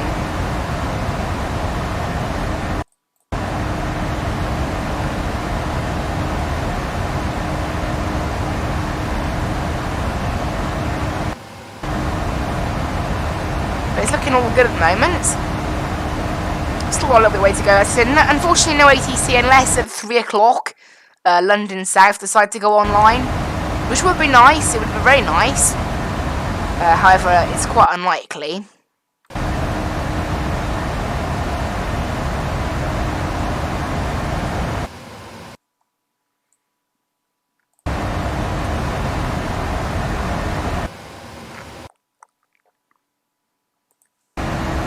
Oh, a little bit of turbulence maybe there.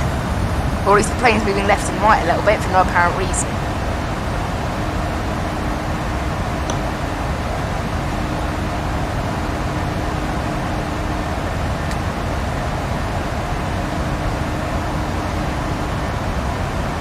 Got 100 miles to the next waypoint now, so this is the longest gap between waypoints we're going to have for the whole flight.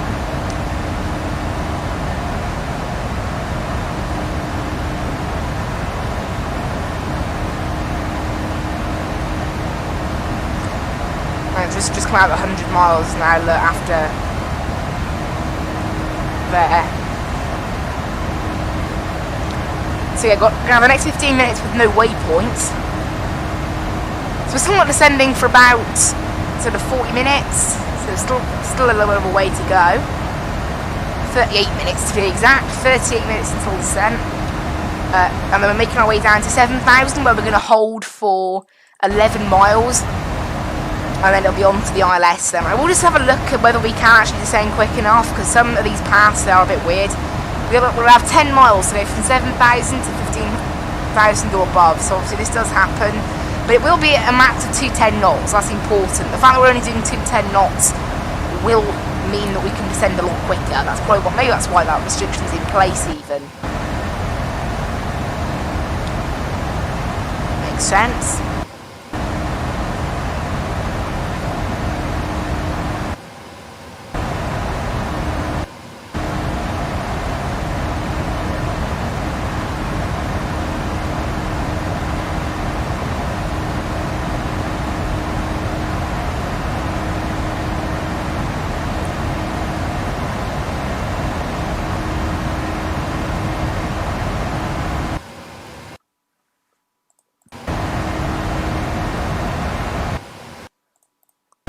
Yeah, at the moment nothing is heading for Bournemouth, which is nice. But not really, just being a bit out to report on Unicom, I guess. Not really indifferent, honestly.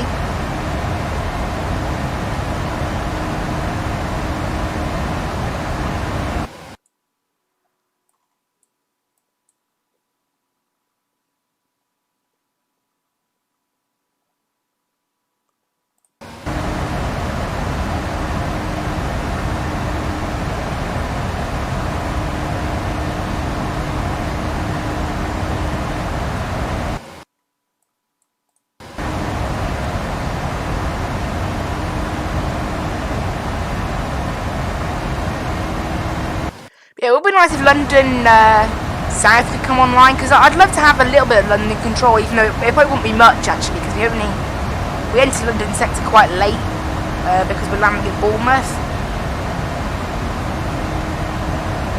So in real life, it'd probably be French control to give us help in landing at Bournemouth.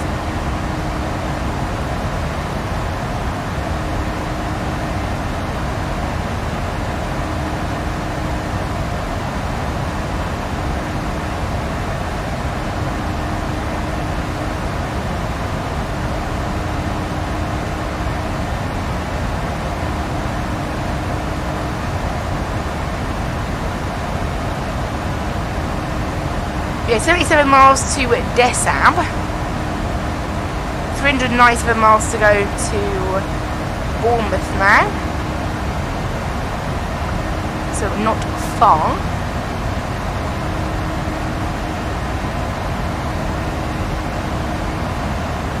So no ATC unfortunately, but you know, that's not the end of the world, is it?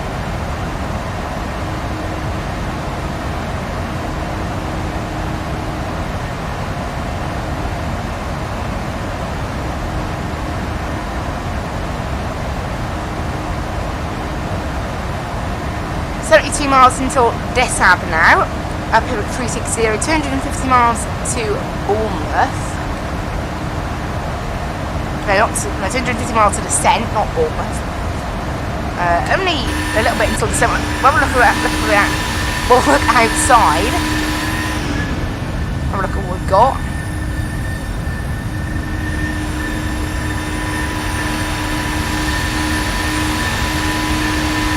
So the engines spin themselves around there. There's the pilots in there.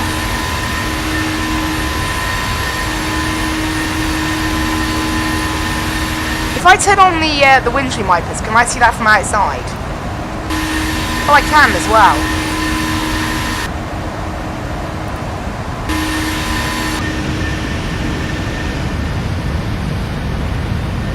Pretty amazing.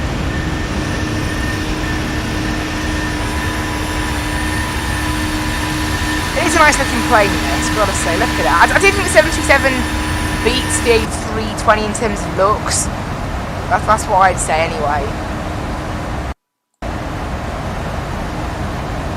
I don't think it does beat in terms of looks. Like the way its nose looks, it just looks cool. If you sort of see what I mean.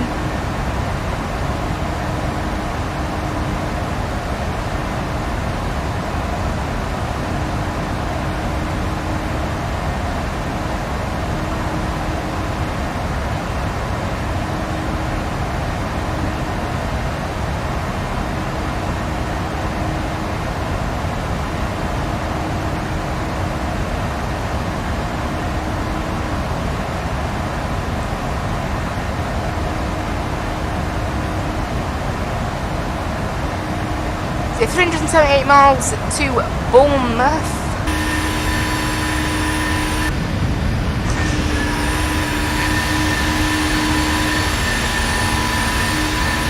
Got a look around the outside. Sounds quite nice actually, this plane, doesn't it?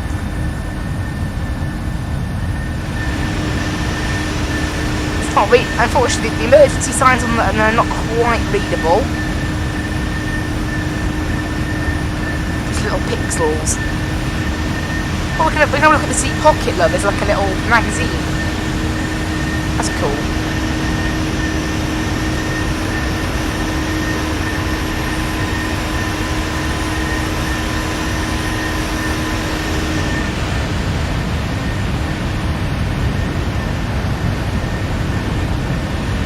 You can see there were a Boeing 737-800.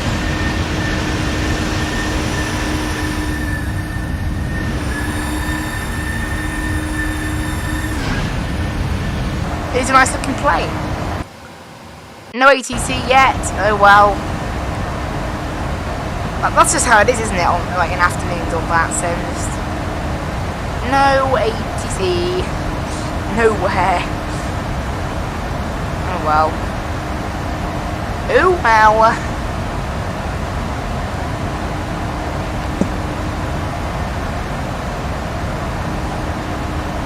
And the thing that was holding my sort of yoke wire in place is just sort of like, it's because my yoke, sort of the wire is slightly too long for where it plugs in, so yeah, that's better. All good now.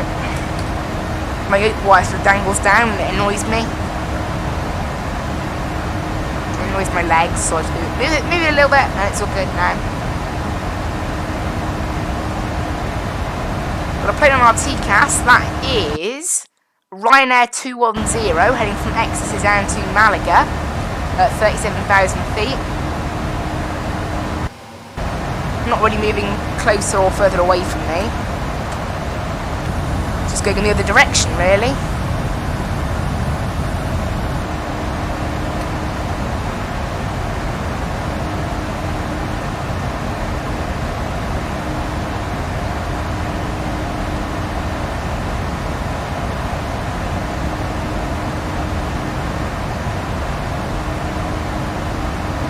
Shoot up those miles, and I remember it was 101 miles to Dessau, but it's only 36 now, so yeah, we've easily chewed up those miles, haven't we? We've only got 29 minutes till descent now, so this flight has actually gone pretty quickly. No ATC as of yet, still waiting. We'll probably be waiting for quite a while. probably won't have the ATC, honestly. That's my expectation, but who knows, we might get surprised. I mean, any ATC is pretty much guaranteed to surprise us, so could happen.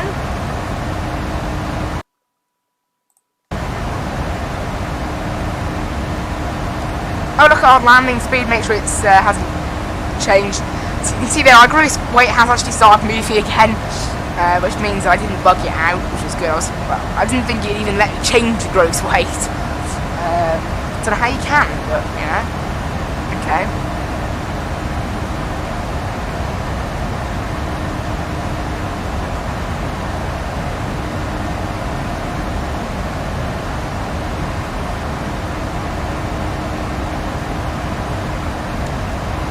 Let's make sure I check the course to 256. I was going to say, I don't actually remember doing that. Setting the course to 256, but we did, obviously.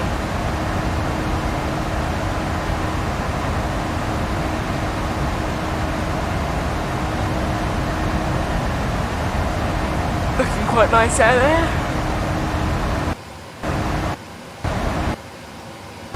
Oh wait, we're going to probably park on stand 4, 5 or 6, somewhere around there.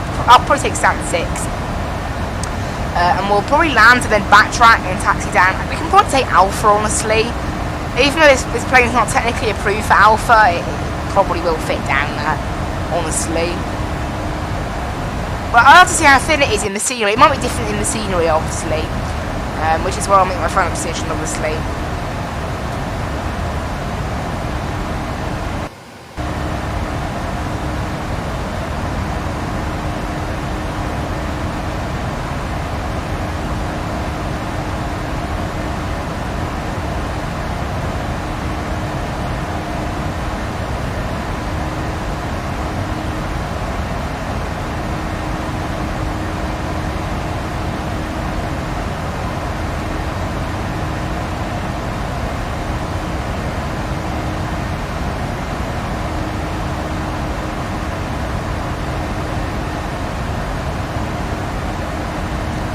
Although my PC was thinking about something then, because the little sort of thinking circle came up on the mouse cursor. I was like, what's my PC thinking about? Sometimes when that happens when you're playing a game that just symbolises a crash, so often suspicious about it, I am. Oh dear. We're okay at the moment, anyway.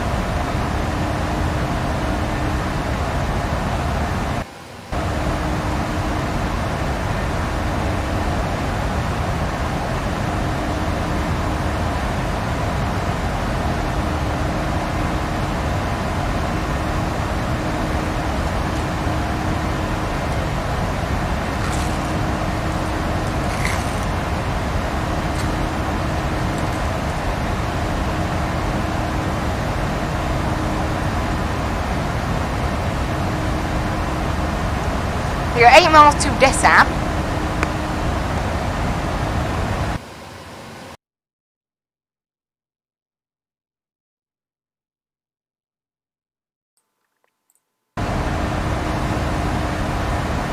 $326 to Bournemouth.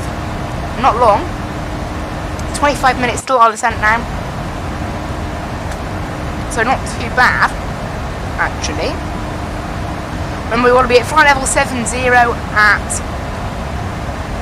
Thread.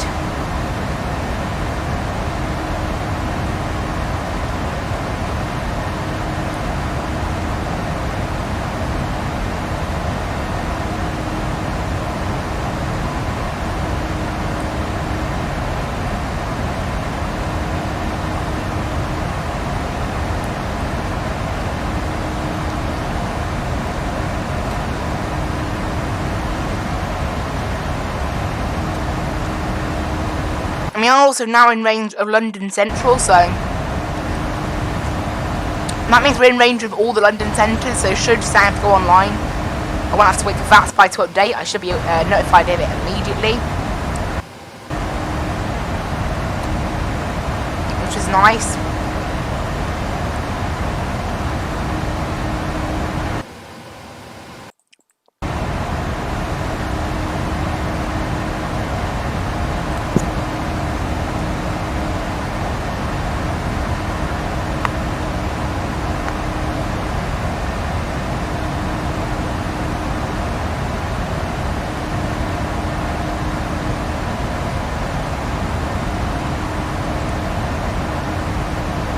tomorrow I can't wait to do the Motorsport Manager series.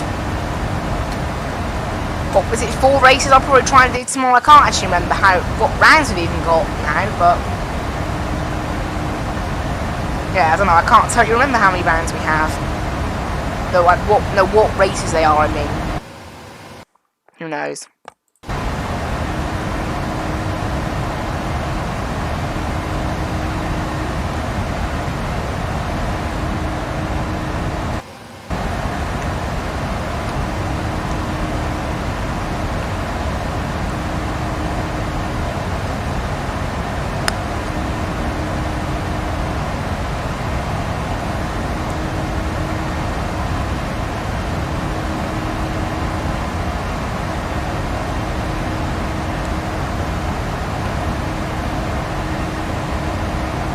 23 minutes until December. So actually, yeah, we've chewed up 3 miles today. We've done 600 miles already now. Absolutely nuts. Only 300 to go. So we're 3/4 of the way there. Not bad. Very cloudy down there.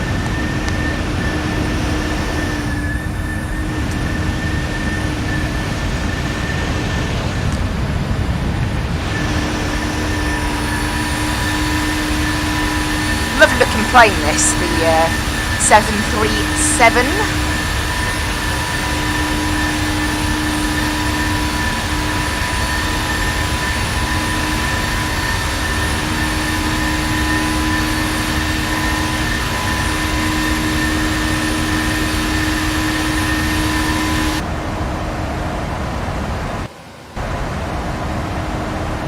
And a Speedbird has just loaded in at Bournemouth. So we might get another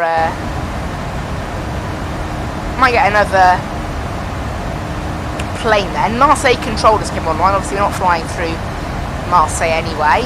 But yeah, we might get some other traffic then in down there.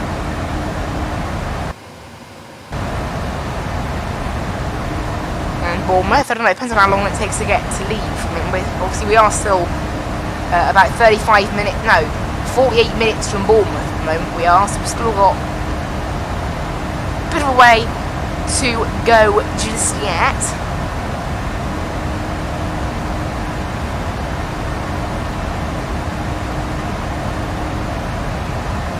Also, when I said we're 3/4 of the way, I really meant 2/3. 2/3 of the way. 3/4 will be a bit more.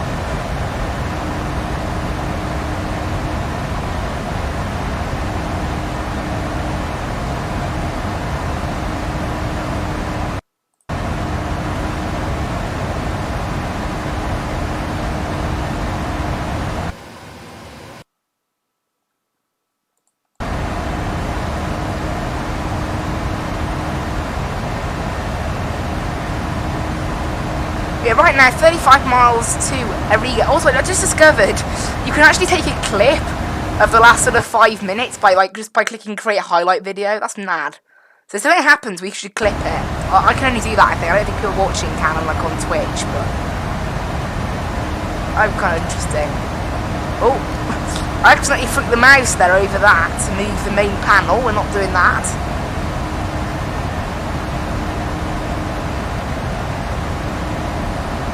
Don't want to go doing that.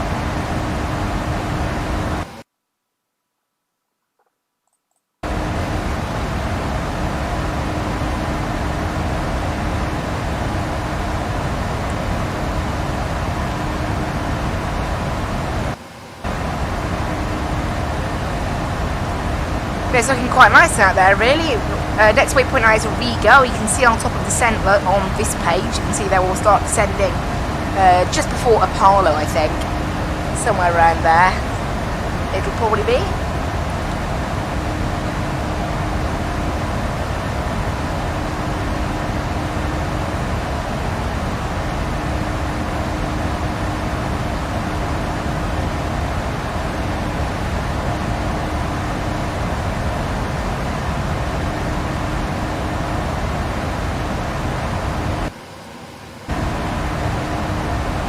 There's actually some quite nice ATC going on at the moment. There's Manchester Tower and Manchester Approach have come online and things, so Manchester's getting some nice ATC, just Obviously, you know, Bournemouth is left out of it. It's not really the main.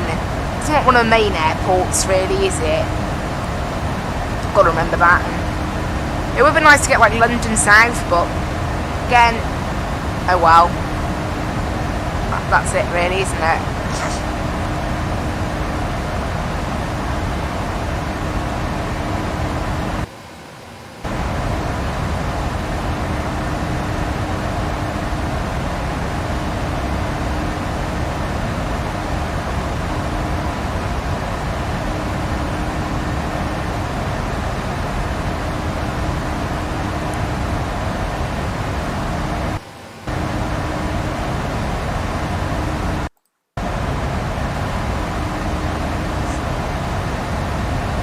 Got a little bit of sort of a random right and then third back on track.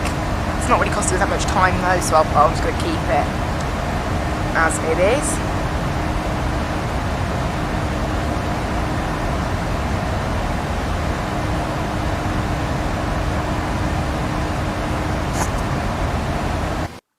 Because overall, I think this route only wastes like 35 miles on direct, so pretty good. Looking at Bournemouth, there you go, the weather's just updated, it's still 3108 knots, clouds are rising constantly, they were broken at 2900 feet initially, now it's 3200 feet, QNH is still 1021, so yeah, it's still looking great for runway 26 then.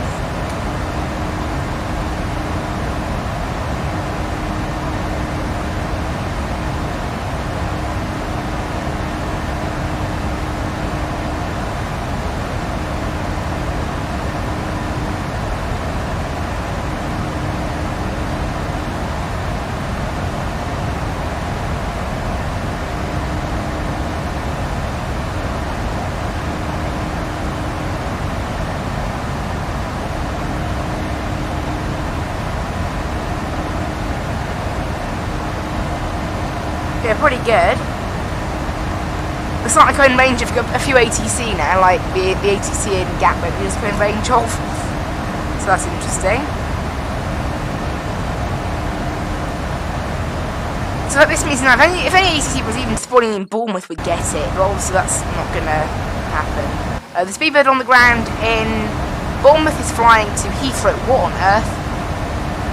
It's 747! But do those fit? Do those fit in Bournemouth? I don't think they do, really. That's a Category D aircraft. Yeah, I'm unsure about that one. It's a 7,000 foot runway. It's a bit tight for a 7.4, isn't it? Or maybe not, I don't know. If you use max takeoff power, maybe it'd be okay. Mildly confusing though.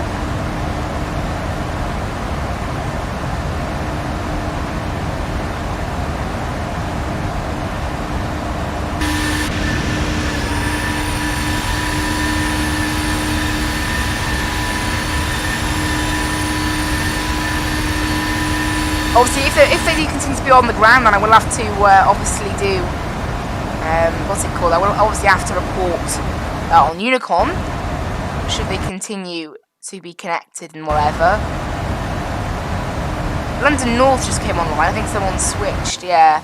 The controller switched from Manchester Centre to London North, which is the same thing actually. Same frequency. Oh no, man, it just changed. The frequency was just freaking out.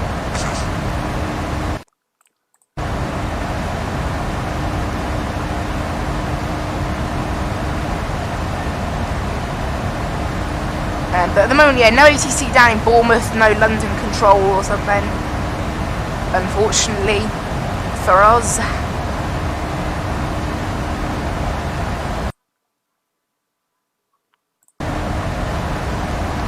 I'm interested about that speedbird in Bournemouth going to Heathrow, though. That's a little bit interesting, I guess, to say the least. It's interesting. Not the plane I would have I would have flown into Bournemouth personally. Or out of Bournemouth. They're flying out, not in, but yeah. Interesting.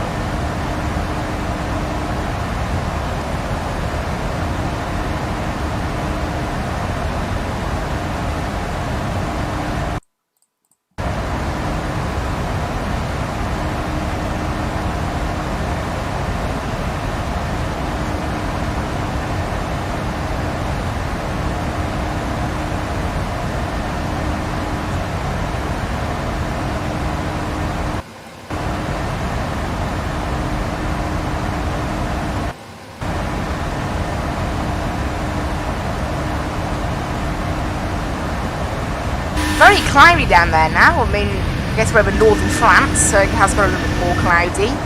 So it shouldn't be too cloudy in Bournemouth. Apparently it is broken, so not quite overcast. It's cloudy, but it's not too bad. So who knows? Really, but it's not that low, the cloud, so yeah, we should be okay. Obviously, you know, it's not quite what it was in Faro. Faro, the weather was a lot nicer, that's one thing I will say.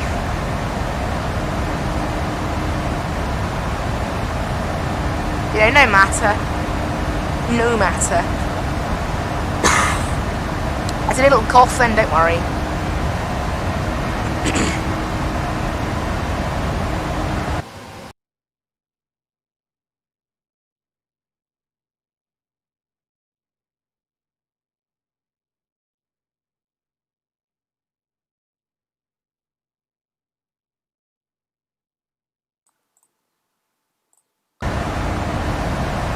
Yeah, it's 225 miles to Bournemouth. Come on, not far now. Just 10 minutes until the set. This flight's actually gone pretty quickly, actually.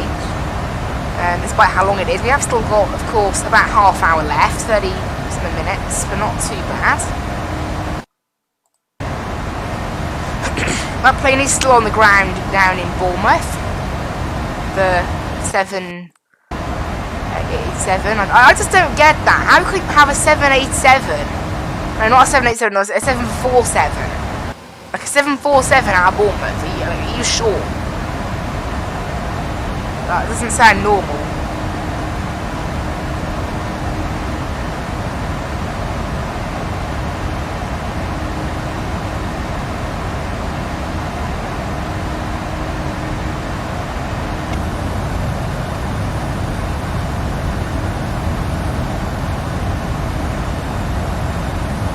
I was also thinking just now, how the mouse, like, is there going to be a mouse yoke on the new flight sim, or is it going to be, because on my other PC I don't actually have a joystick or anything, I have been using mouse yoke, which is actually pretty decent. But I was just kind of interested as well as to how, like, are they going to have mouse yoke then in the new flight sim, or are they going to do something different? I'm guessing because it's still like a Microsoft flight sim, they'd probably just keep it the same, wouldn't they? Or not, maybe, I don't know.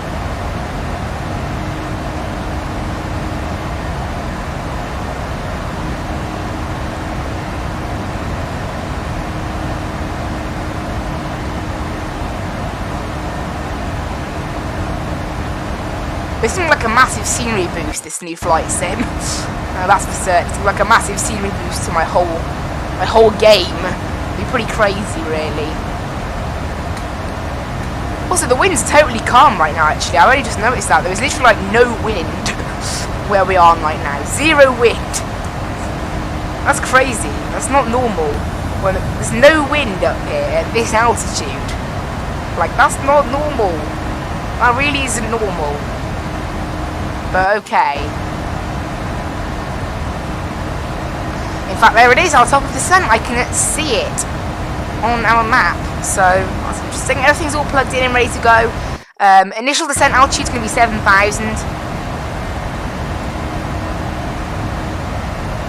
Because that's our first sort of clearance limit. Remember, we've got to be at 7,000 at thread, and then we're going to stay there until needle.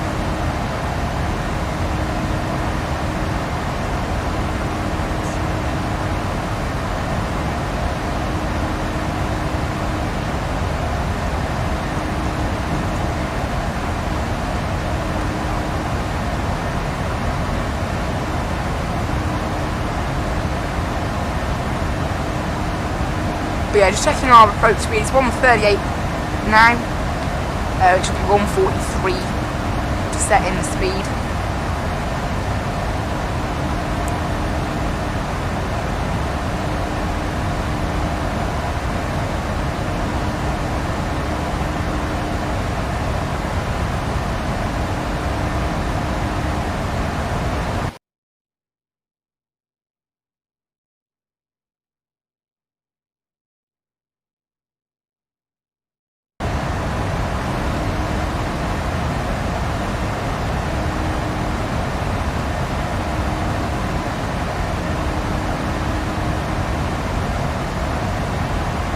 Right, there you go. I just moved the mic quickly because my headphones sort of drifted off my head just a touch, so we'll try and fix it anyway. Probably my headphones, once they sort of like fall off slightly, they can be a bit uncomfortable to get back on properly.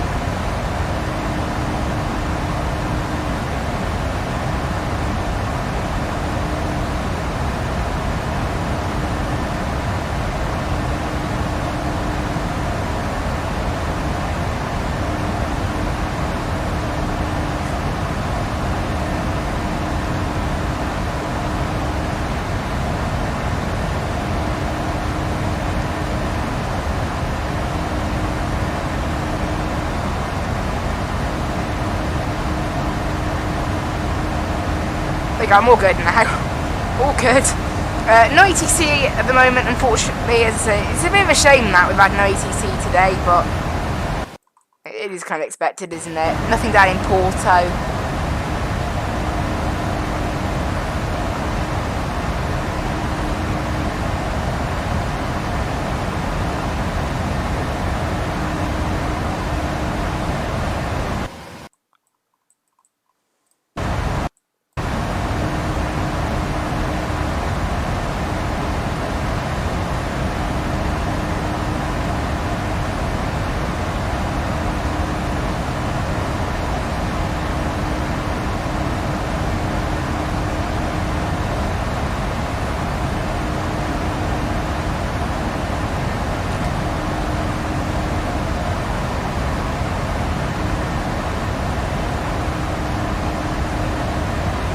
Right, 180 miles to go to Bournemouth, so it's actually not that far now.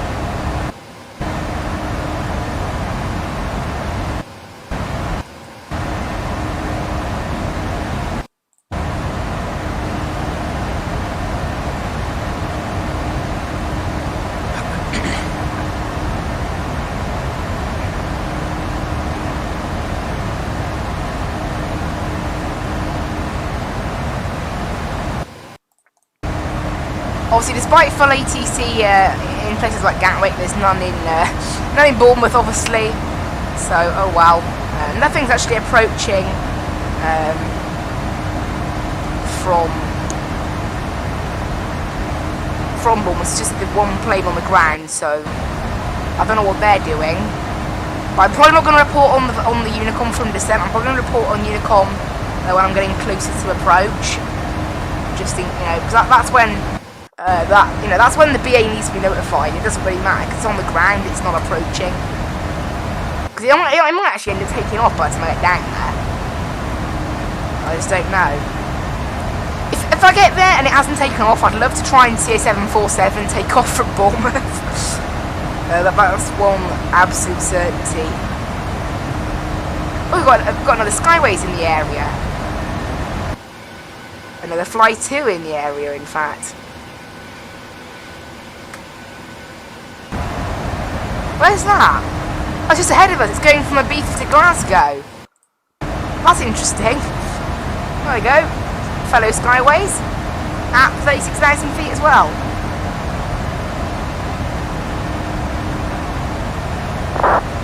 How crazy. Actually quite close to us. How mad. How popular Fly UK are. Right, 20 miles until our descent, as we can see there. We're literally heading like directly north right now. There's literally no wind. Like, that's so mad. There's no wind. Like none.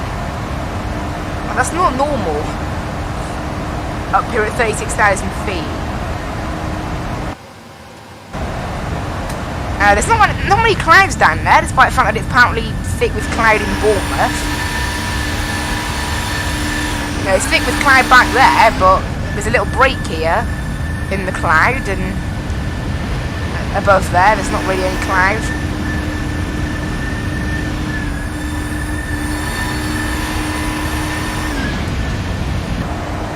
Oh, London South Centre just came online. No way. 129425. We'll go ahead and pre-tune that, and they literally just, on my V-Pilot, they popped up. Now, obviously, they've only been there for a little bit, so they can just disconnect suddenly. But if they happen to be online the full time, we'll get a contact me from them. It'll probably actually not be until we're well into our descent.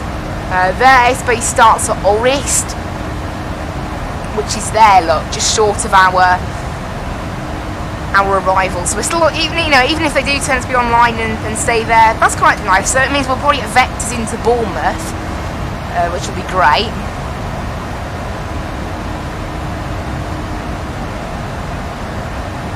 So that'll be good to have some ATC if we can possibly have it. So it still won't be until Orist is well meant to have it. So we're not even close. We're going to be, at flight level 130 at that point,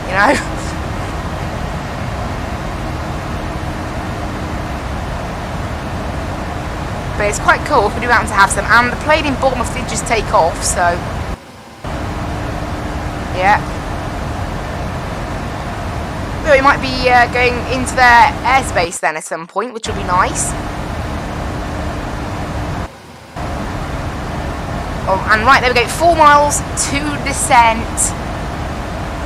Everyone, let's enjoy the lovely descent into Bournemouth.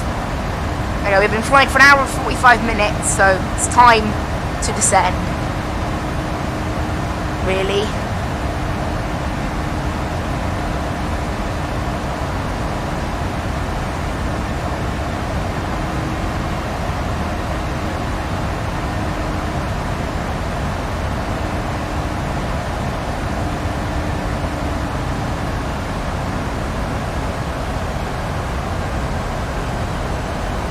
And then down we go. Bit of a quick descent at first, and then it'll probably start to level off. Obviously, as it catches back up this descent path that it just started. 140 miles to Bournemouth, and there we go. Sweet. I'm not sure. The London's out of control. It's probably set up an ATIS, but I don't see it if there is one. So maybe he hasn't bothered setting up an ATIS. He probably should. I don't know, because I'm just wondering what ATIS he would end up setting up. And another plane has just spawned in at Bournemouth, Ryanair 146. So, it's interesting.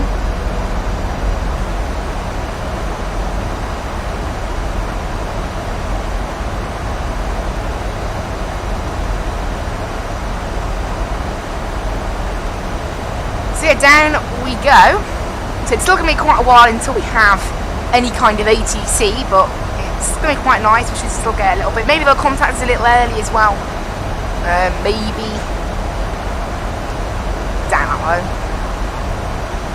Somehow doubt that.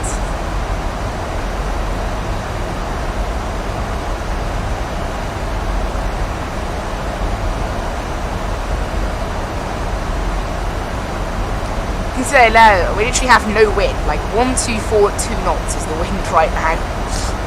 Why is the wind so, literally so calm? It's nuts. It's not normal to have wind this calm.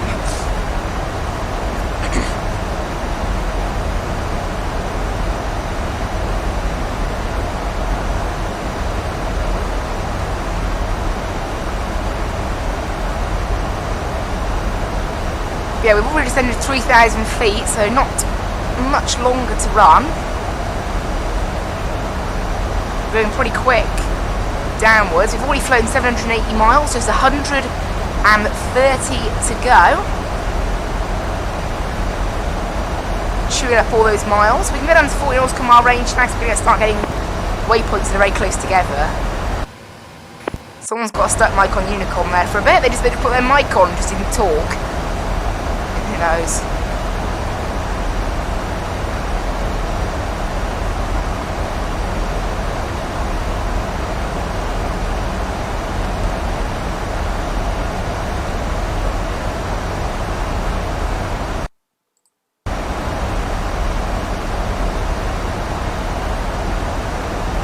So yeah, it looks like the Speedbird 9150 did actually manage to take off from Bournemouth, and the plane that was on with a 747 And the plane that was in Bournemouth, that spawned in, is no longer there, so I don't know what happened there.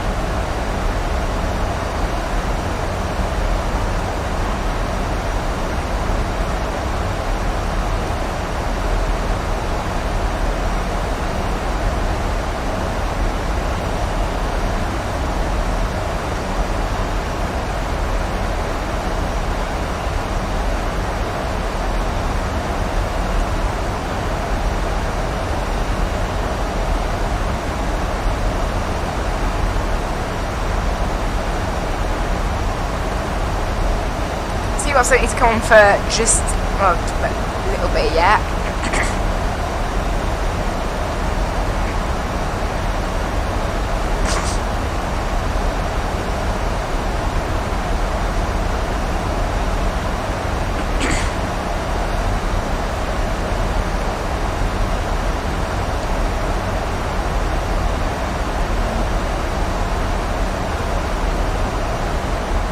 I don't imagine London South will be that busy because of the fact that Gatwick's online, like Gatwick Approach, which will be nice because London South can get a bit overloaded with traffic to Gatwick. Like they practically act as Gatwick Approach sometimes. So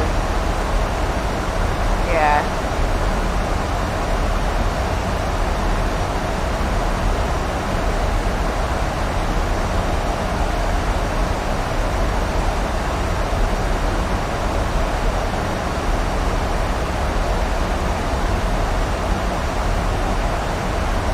Only 110 miles to go.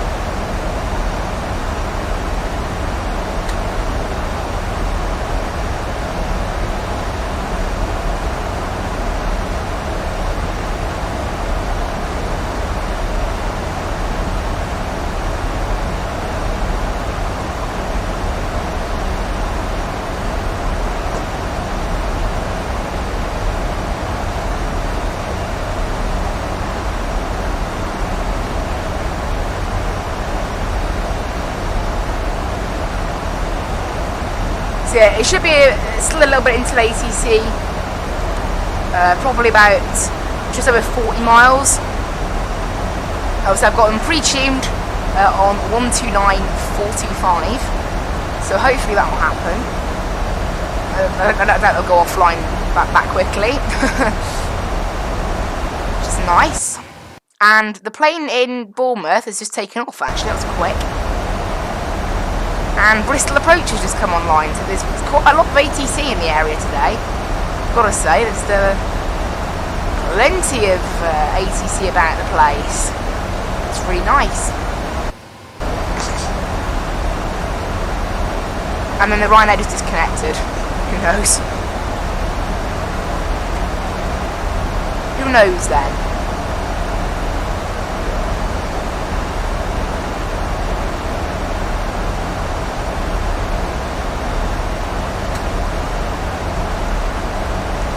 Might have some weather through for Bournemouth in the next 5 minutes for 15:20 local, 14:20 Zulu. We should get some, but not yet. Oh, that's Skytrack. Okay, 12395. There we go. Skytrack's happy with us, so we can retune the default ones because we've been in the air for 2 hours now, like since basically that's our block time. Someone's got a stuck mic on Unicom. Oh, there we go, let's fix that. Just noticed there was a stuck mic, but like no one talking.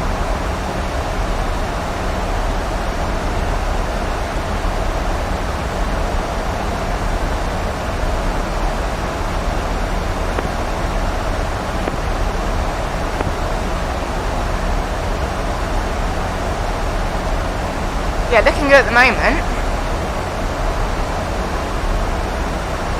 Landing speed has not changed. Everything is all set. I think we've got 110.5 in there, yeah, and 256. So what we've got to do to activate the ILS is literally just hit that button there, and it will just get the ILS in for us. We'll do that a little bit later, obviously.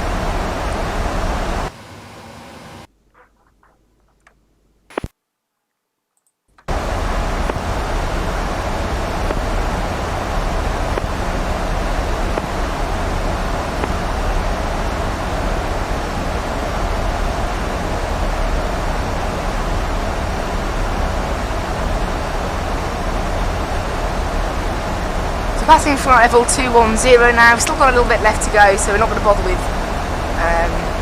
with seatbelt signs and whatever just yet.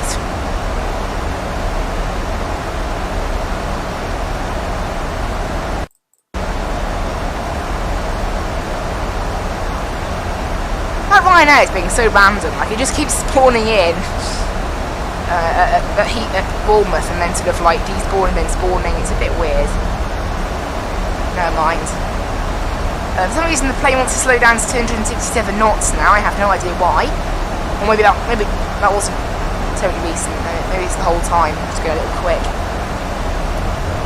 We'll give it a little bit of speed breaks. It is saying drag required now because we're above 10 knots. We're more than 10 knots above our sort of speed we're meant to be doing.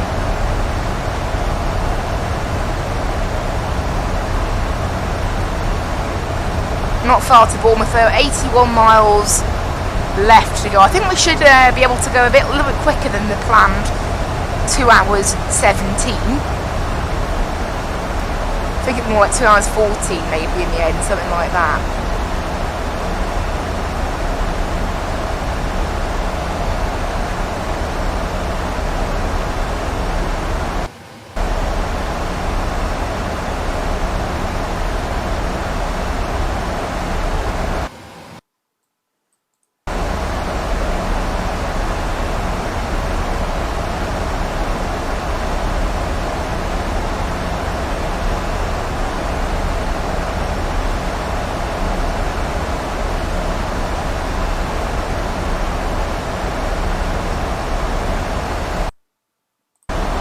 And then the plane at Bournemouth is just disconnected again, so it's being a bit odd that plane in Bournemouth is just connect, disconnect, connect, disconnect.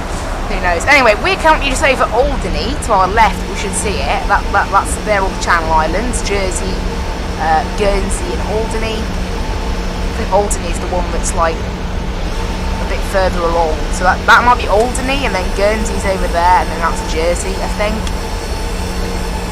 Actually, it's hard to tell really. If I look at active sky, I might be able to tell. If I turn the clouds off on active sky, I should be able to see.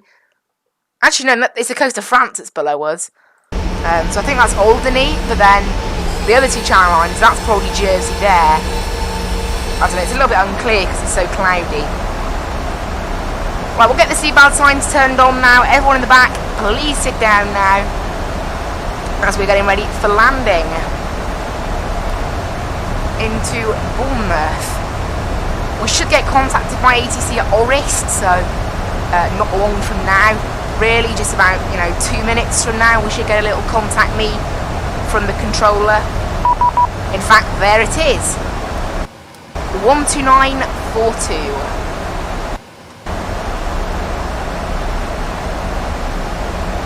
London Control, hello, Skyways 2286 with you passing flight level 160 inbound Orist. Skyways 2286 London Control, hello, Squawk 0364, thread 1 Sierra arrival. Squawking 0364 and the thread 1 Sierra arrival today for Skyways 2286. Alright, so Squawking 0364. London Control, good afternoon, sir. Method of first availability at flight level 320 inbound for 2 minutes. Hello sir, 20 Alpha, contact London 127.1. 127, I apologize about that.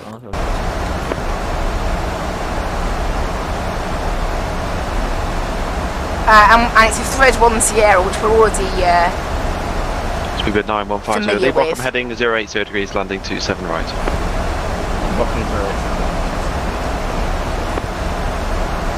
It's nice we've got some ATC out today then. Didn't think we would get much, so that's kind of nice. I was saying all along, I think if anyone's going to come online, it's going to be London South, obviously. So that's quite nice. Bill 5 Yankee Kilo, London Control, hello, Dane 2 Alpha, arrival from Manchester. Dane 2 Alpha, Manchester.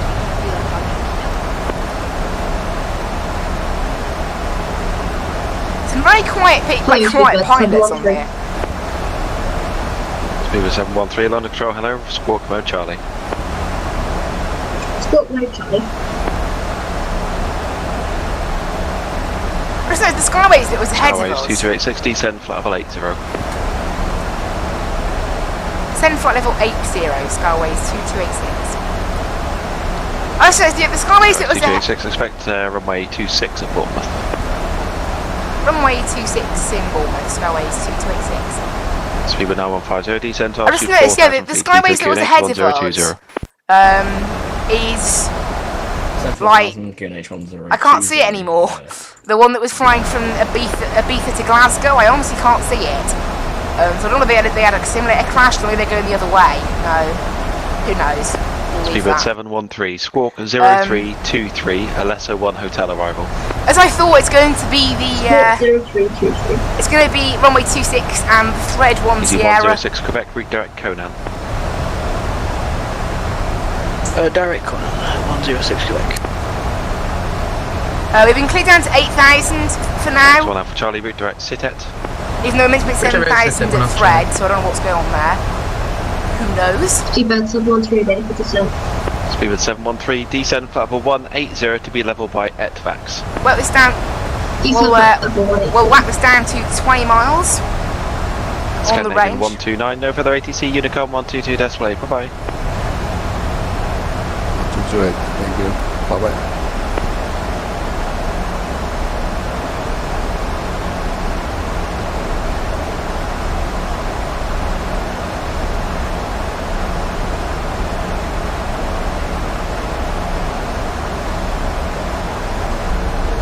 It doesn't look actually that cloudy. Right now in Bournemouth, the winds are still 310. Oh, the clouds have actually faded just a little bit. I'm going to set the QNH to 1021 on standby. Yeah, the clouds are actually scattered at 3600 now, so they have gone down quite a bit. 320 degrees, Speedbird 713. This thing's now slowed down to be below 250 knots, so turn left it's doing heading that now. 030 degrees. Is that 491? Sorry, yeah, 9150. That's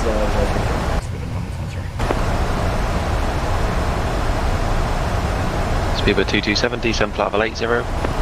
Flight level 80, Speedbird 227. So we've been cleared down to 8,000. Speedbird 227, Still got contact a little bit director yet. 126.825. 126.825, Speedbird 227, see ya. We can get the line lights on now as well. Speedbird 9150, descend to altitude 3,000 feet.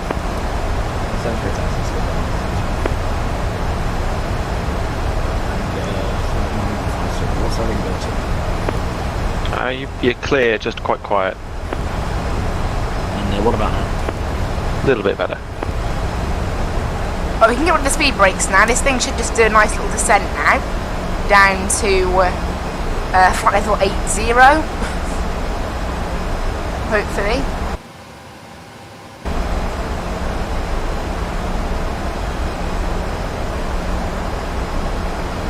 London Control, Ryanair 212-219 with you. Ryanair 219, London Control, hello, report your passing altitude.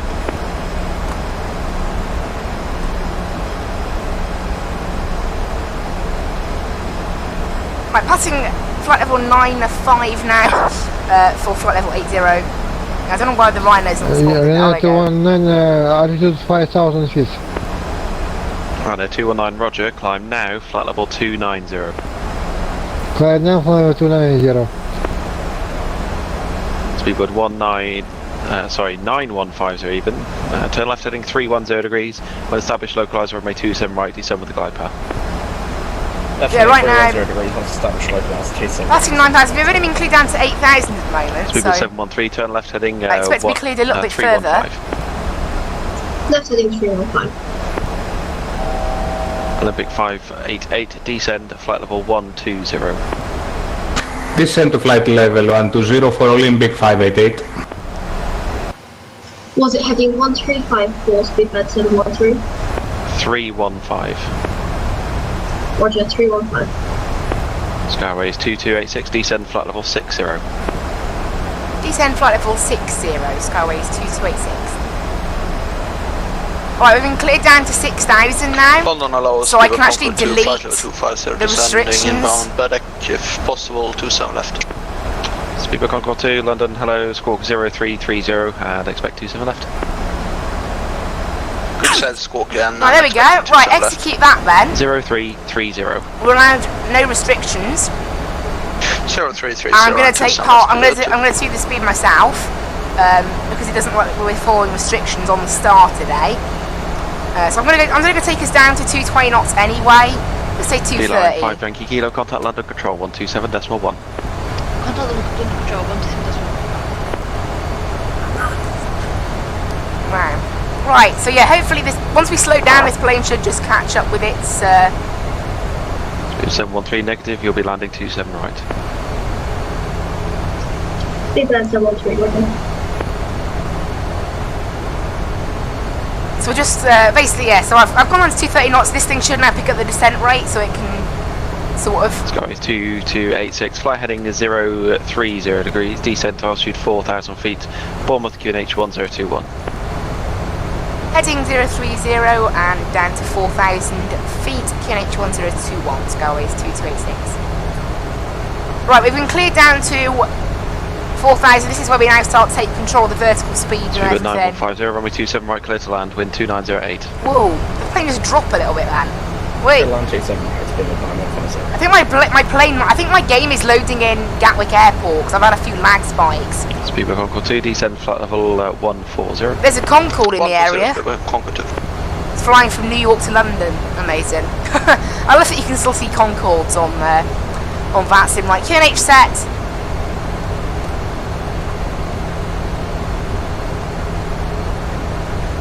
And we're slowing ourselves down a little bit now.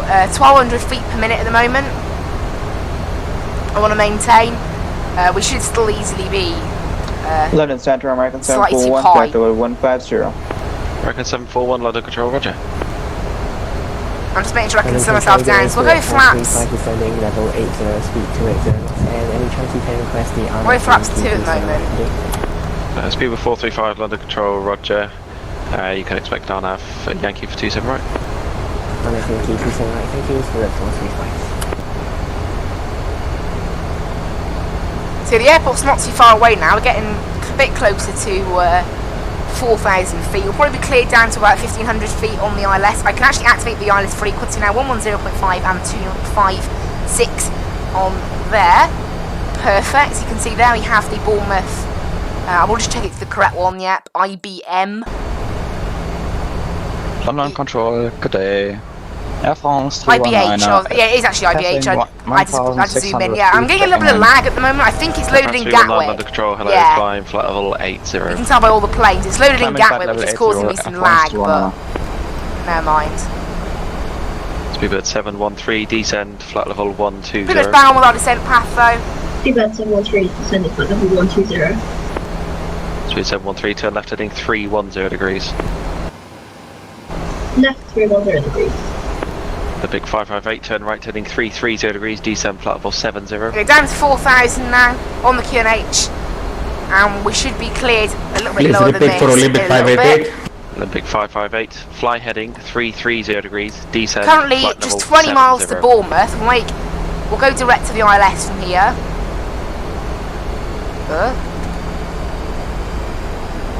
Okay, Heading 330 degrees, descend to flight level 70 for Olympic 588. Speedbird 2, descend, flight level 100. 100, Speedbird 2. Scar. Someone just stepped, I think it's in the instruction there, someone just stepped on it. Stand by, Skyways 2286, turn left heading 360 degrees. Left 360 degrees, Skyways 2286. Right, well, for us it's 000, runway 27 left and Sierra Bravo 3. It's basically the same thing. We've only been cleared down to 4,000 at the moment. I'm just going to try and slow ourselves down as much as I can. We'll go flaps 5 now, just so I can basically make sure if we do need to descend later, ready for the ILS, because we're going to need to descend down to a little bit lower. The glide slope doesn't start until 1,500 feet. X1 Alpha Charlie requesting just so controls for a few minutes for aircrews now. Jags 1 Alpha Charlie, that's fine, let me know when you're back. No problem, 1 Alpha Charlie. So what would like to be France called? 319, you don't appear to be following the SID. Are you able to though or not? Can I repeat? You don't? Okay, Air France 319, you're not following the departure as published. Turn right heading 080 degrees. Turn right heading 0 at 0 degrees. And I'm currently following the departure, at least according to my 1819. Okay, what departure do you think you're following then? I'm following the big tracks departure. Yeah, okay, The no you're not, problem- you've gone completely, you've shot up, you should have turned right, It's sort of probably- almost immediately after departure, Someone's but you following the missed it wrong- completely, never mind, I'll wrong give you SID factors there. now.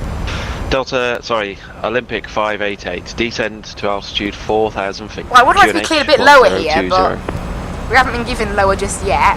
Descend 4,000 feet, QNH 1020 for Olympic 588. Subline 1 Zulu, first 27. 120, roger, contact ground 121.7. Ground 121.7. Speedbird 9150, ground 121.7. 127,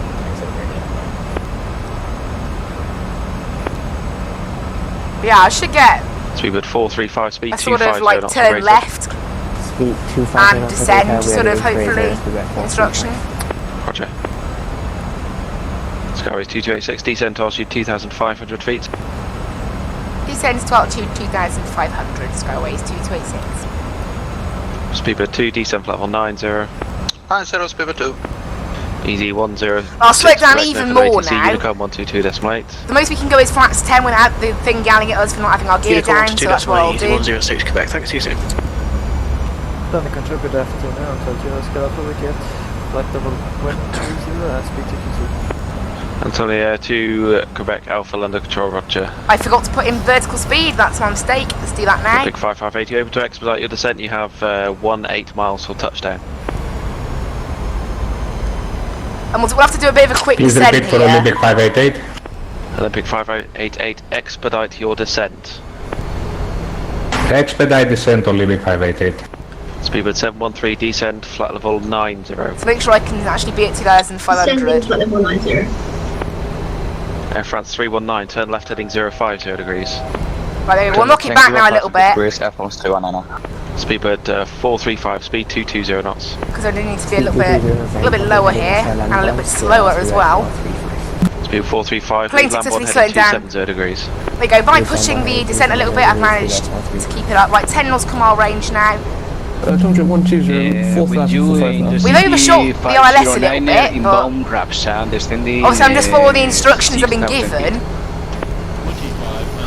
Intercity 509 London Control, hello, been trying to get in contact with you for a very long time. Squawk 3543. Yeah, we're way off course. What's going on here? delay, Squawk 3543 in the city 509er. Olympic 588, turn left Well, heading what's going on here? 250 degrees, cleared ILS approach runway 27 right. Turn left heading 250 degrees, clear ILS approach runway 27 right.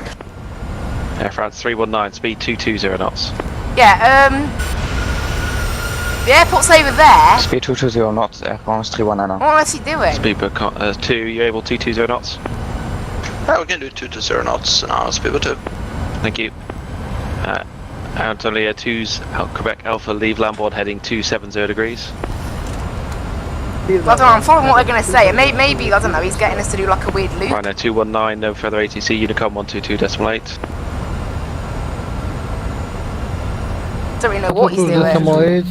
Renard 219. Skyways 2286, apologies, turn right all the way around heading 210 degrees when established localizer runway 25 descend with the glide, sorry 26 descend with the glide. Turn right heading 210 when established on ILS runway 26 to 7 with the glide path, Skyways 2286. Speedbird 435, turn left heading 150 Yeah, so degrees. basically, I think he accidentally overshot us a bit then. But never mind. Yeah. Okay. Oh well. Yeah, we did overshoot a little bit. 713 descent flat. I think he was either a bit busy, 4,000 feet, or QNH that happens to 1020, actually be speed the 220 procedure. knots. But I somehow doubt that. Descending altitude 4,000 feet. We're turning right the whole way round. Speed 713, turn left heading 280 degrees. I accidentally had the speed brakes out the whole time. Right. The speed brake is armed for landing. Everything is all ready for landing, actually. Just need to get there now. Beeline 1688 London, roger. American 741, descent level 100. We're good now. We're a little bit high briefly there, but Kelvin 6 Quebec Papa we with seem you. okay. Looking out flight level 100 speed. I'm going to army hit the approach speed now. 1220 knots. Yeah, he's put us on like an extended ILS 2 Quebec Alpha, for descend some flight level reason. We didn't 70. need it, but that's what he did. Descent 70 to 2 Oscar Alpha. Speedbird 435, descent altitude 3,000 feet. Descent altitude 3,000 feet, speedbird 435. I don't know. Well, never mind. We're on 588, runway 27. We're ready for approach now, so Speedbird we should reach our VOR 480 now. London, you with me? Olympic 588 on final London control. Speedbird 480 London, you with me? Speedbird 480 with you. Okay, you ready for an immediate departure? Yes, sir. Ready. Okay, Speedbird 480, runway 27 right, clear takeoff, wind 290, 8 knots, no delay. Clear for immediate departure, Speedbird 480. Feedback 713, what is the QNH heater again? On the Speedbird localizer. 713, QNH 1020, turn left now, heading 250 degrees. Next 250 degrees. Speedbird 2, turn right back to Ockham, leave Ockham, heading 080 degrees. Turn right direct Ockham and leave Ockham 080, Speedbird 2. Speedbird 435, turn right, heading There we go. 250 Right, degrees. we should now be on the ILS. We're currently 12 miles out, so it looks like the flight. Air France. The flight will be close to 319, 217 minutes now because of the weird sort 1020. of detour we had to take there, but never mind. We should see this lovely Speedbird scenery now. 435, speed 180 knots when able, resume navigation direct IVLAR cleared, RNAV approach runway 27 right, Down to QNH 160 knots now to help slow down for our arrival. 180 knots direct, IFLA cleared RNS runway 27 right, approach 1020 at 435. KLM 6 Quebec Papa, leave Lambourne heading 270 degrees, I'm waiting descend to pick flight up the level glide 80. slope now. Delta 80, leaving Lambourne 270 degrees, KLM 6 Quebec Papa. Speedbird 2, descend flight level 70. 70, Getting Speedbird bumped 2. around a little bit. The Antonio wind's 2 Quebec Alpha, yeah. descent altitude 5,000 feet. We've actually got an 11 knot 1020. crosswind. Nice. Air France 319er, speed 180 knots. Air France 319, speed 180 knots. We're struggling to maintain the glide slope. I can't wait to the glide slope here because we are a little bit high. Speedbird 731, turn 713, turn left, heading 0870 degrees. 087 degrees. 070 degrees. 070 degrees. Speedbird 713, speed 180 Right, we'll call knots. established here. Speed 180 knots. Air France 319, turn left, heading 300 degrees. When established, localizer runway 27 right, descend with the glide path. We've got the glide slope Turn now. left heading turn left heading 350 degrees, descend on a glide path when established, Air France banana. Heading 300. 300, Air France to banana. Antonio 2 Quebec Alpha, turn left, heading 090 I would like degrees. to call established at this point. I haven't actually got a gap in the frequency to do so. Olympic 588, runway 27 right, clear to land. Right, drop the speed Clear now to land for to Olympic 588. 138. Wind 2908. Beeline 6188, descend, flight level And gear down. 80. American And 741, flaps. descend, flight level 80.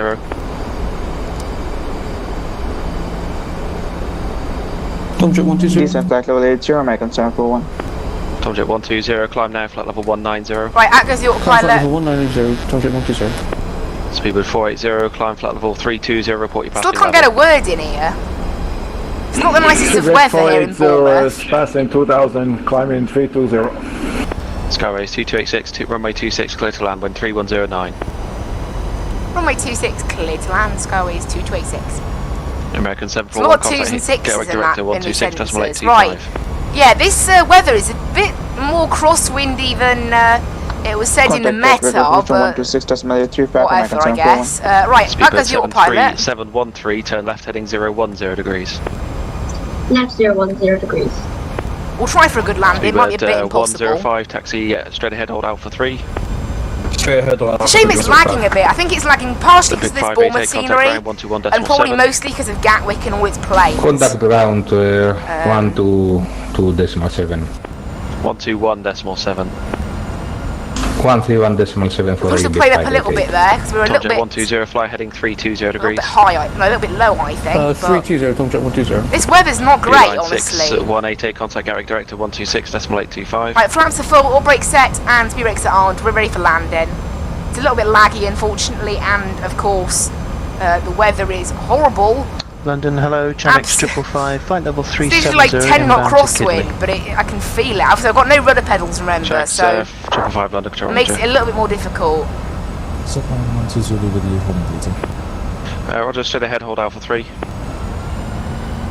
Straight ahead, hold Alpha 3, subline 120. Speedbird 435, runway 27 right, clear to land, wind 2908 knots. Runway 27 right, clear to land. This lag is making it really difficult, Speed honestly. 435, speed 160 knots. Maybe it's the scenery then, not just Gatwick, but yeah, it's not good. Air France 7. I've flown into the scenery before though, on my other PC, and it was fine. Air France 319, My I get there PC is a little eventually. bit better, Speed 160 knots until 40 ME. Okay, I don't know, the FPS just seems to have calmed down a little now. I think the glide slope's slightly off as well. Turn left heading 300 degrees. When established, localizer 27 right, descend with the glide path. Left 300 degrees when established with the left. It's like a land now. Anatolia 2 Quebec Alpha, descent altitude 4,000 feet, speed 180 knots. Alright, oh dear, that was a terrible landing. I was a bit distracted there. Terrible landing, oh well. Anatolia 2 Oscar Alpha, turn right heading 180 degrees. And engine in. This is it. Speedbird 2, There we descent go. altitude 5,000 feet, QNH That was one of the worst landings ever, but there we go. I got a bit distracted there, but whatever. Never mind. Hello, Ryanair 663. We'll just pretend we're Ryanair for the day. CPT. That was blocked. Cam 6 Quebec Papa, turn left heading 090 degrees, descent altitude 5,000 feet, QNH 1020. Right, there we go. 1020 down to 5,000, left heading 090 degrees, KLM 6 Quebec Papa, see ya. Ryanair 663 Anyway, London, successfully landed then, a bit rough, but oh well, never mind. 2 hours and 20 minutes in the air, we vacated here on Bravo. Speedbird 713, speed 160 knots, maintain until 40 ME. 160 until 40 ME, speedbird 713. Antonio 2 Oscar Alpha, turn right heading 240 busy on this degrees, when frequency established now. localizer 27 right, descend with the glide path. Right heading 240, when established localizer, 2 Oscar. Skyways 2286 is vacated on Bravo. Thanks, standard choice, bye bye. Standard choice, and thanks for ATC. Bye. Okay. Right, we're going to have to Speedbird 2, stand turn at left 6 heading now. 010 degrees. Left 010, Speedbird 2. Yeah, for some reason, they seem they've branded as they've branded as military cargo ramps. Speed Who knows why? 105 behind the speed 105, line up and wait 27 right, be ready immediate departure. Line up and wait behind for immediate, yeah? AFM. So yeah, we'll taxi up 7767 with you, flight here level then. 220, descending to 180 at AVAX. Cargolux 7767 London, hello, squawk 0341. 0341, Cargolux 77. London Center, good afternoon, Swiss 26 Alpha level Bit loud. 280 inbound Aliso. Swiss 36 Alpha London, hello, squawk 0326, speed 270 knots. Okay, we're down. World's roughest 0326 landing. squawk As I said, and the speed bit is distracted on landing there, but never mind. Never 270 mind. Swiss 36 You're going to make a right turn into the taxiway here. Cargolux 776, Into the 7, gate. speed 300 knots or greater. Speed 300 knots or greater, Cargolux 7767. Just confirm squawk for Swiss 36 Alpha. 0326. Make a right turn here then. Thank you, 0236 coming down. Speedbird 2, turn left heading 300 degrees, descent altitude 3,000 feet, when established localizer 27 left, descend with the glide. Right, we'll go on to Unicom now, because this is quite a loud frequency, and obviously I don't actually need ATC anymore, it's standard choice, and that's it basically. Because that frequency is quite loud, I'd rather just calm down a bit here. Right, okay. Yeah, sorry about the landing, that was shocking, but oh well, I said I was very distracted on final approach there, but never mind. Never mind. We're all good. As I said, just pretend we're Ryanair. But that's the solution to any bad landing. Pretend you're Ryanair. And and the winds, to be fair. We can blame the wind as well. How about that? Blame the weather. To be fair, there was actually a 10 knot crosswind, so we could actually blame the weather. And it would make sense. But there we go. Never mind.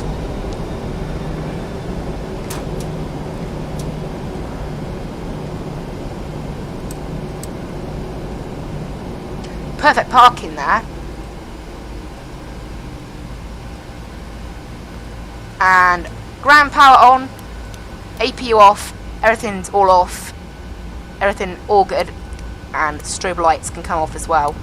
Yes! We got Gangnam Style GSX. Who cares about the landing now? The parking was good enough to get a dance from GSX. So who cares? Why do they do this? It's great, that. Done with your partying now, Marshall? That's great, that is.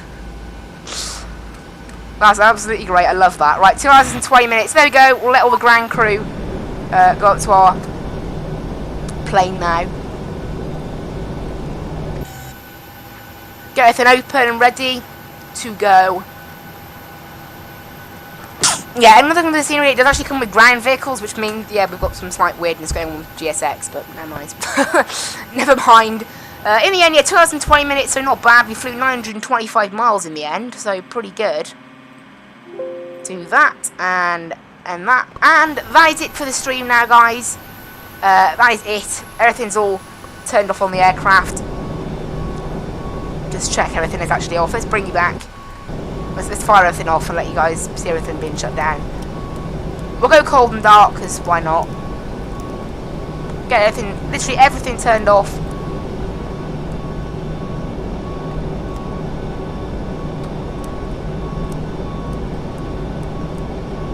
And everything's all turned off. All the lights are already off, and seatbelts can come off. Fuel damper off. Everything, all the fuel pumps need to be off. And then finally, the battery can come off, and that will leave us with a little bit of power. Still, obviously, because we're connected to ground power.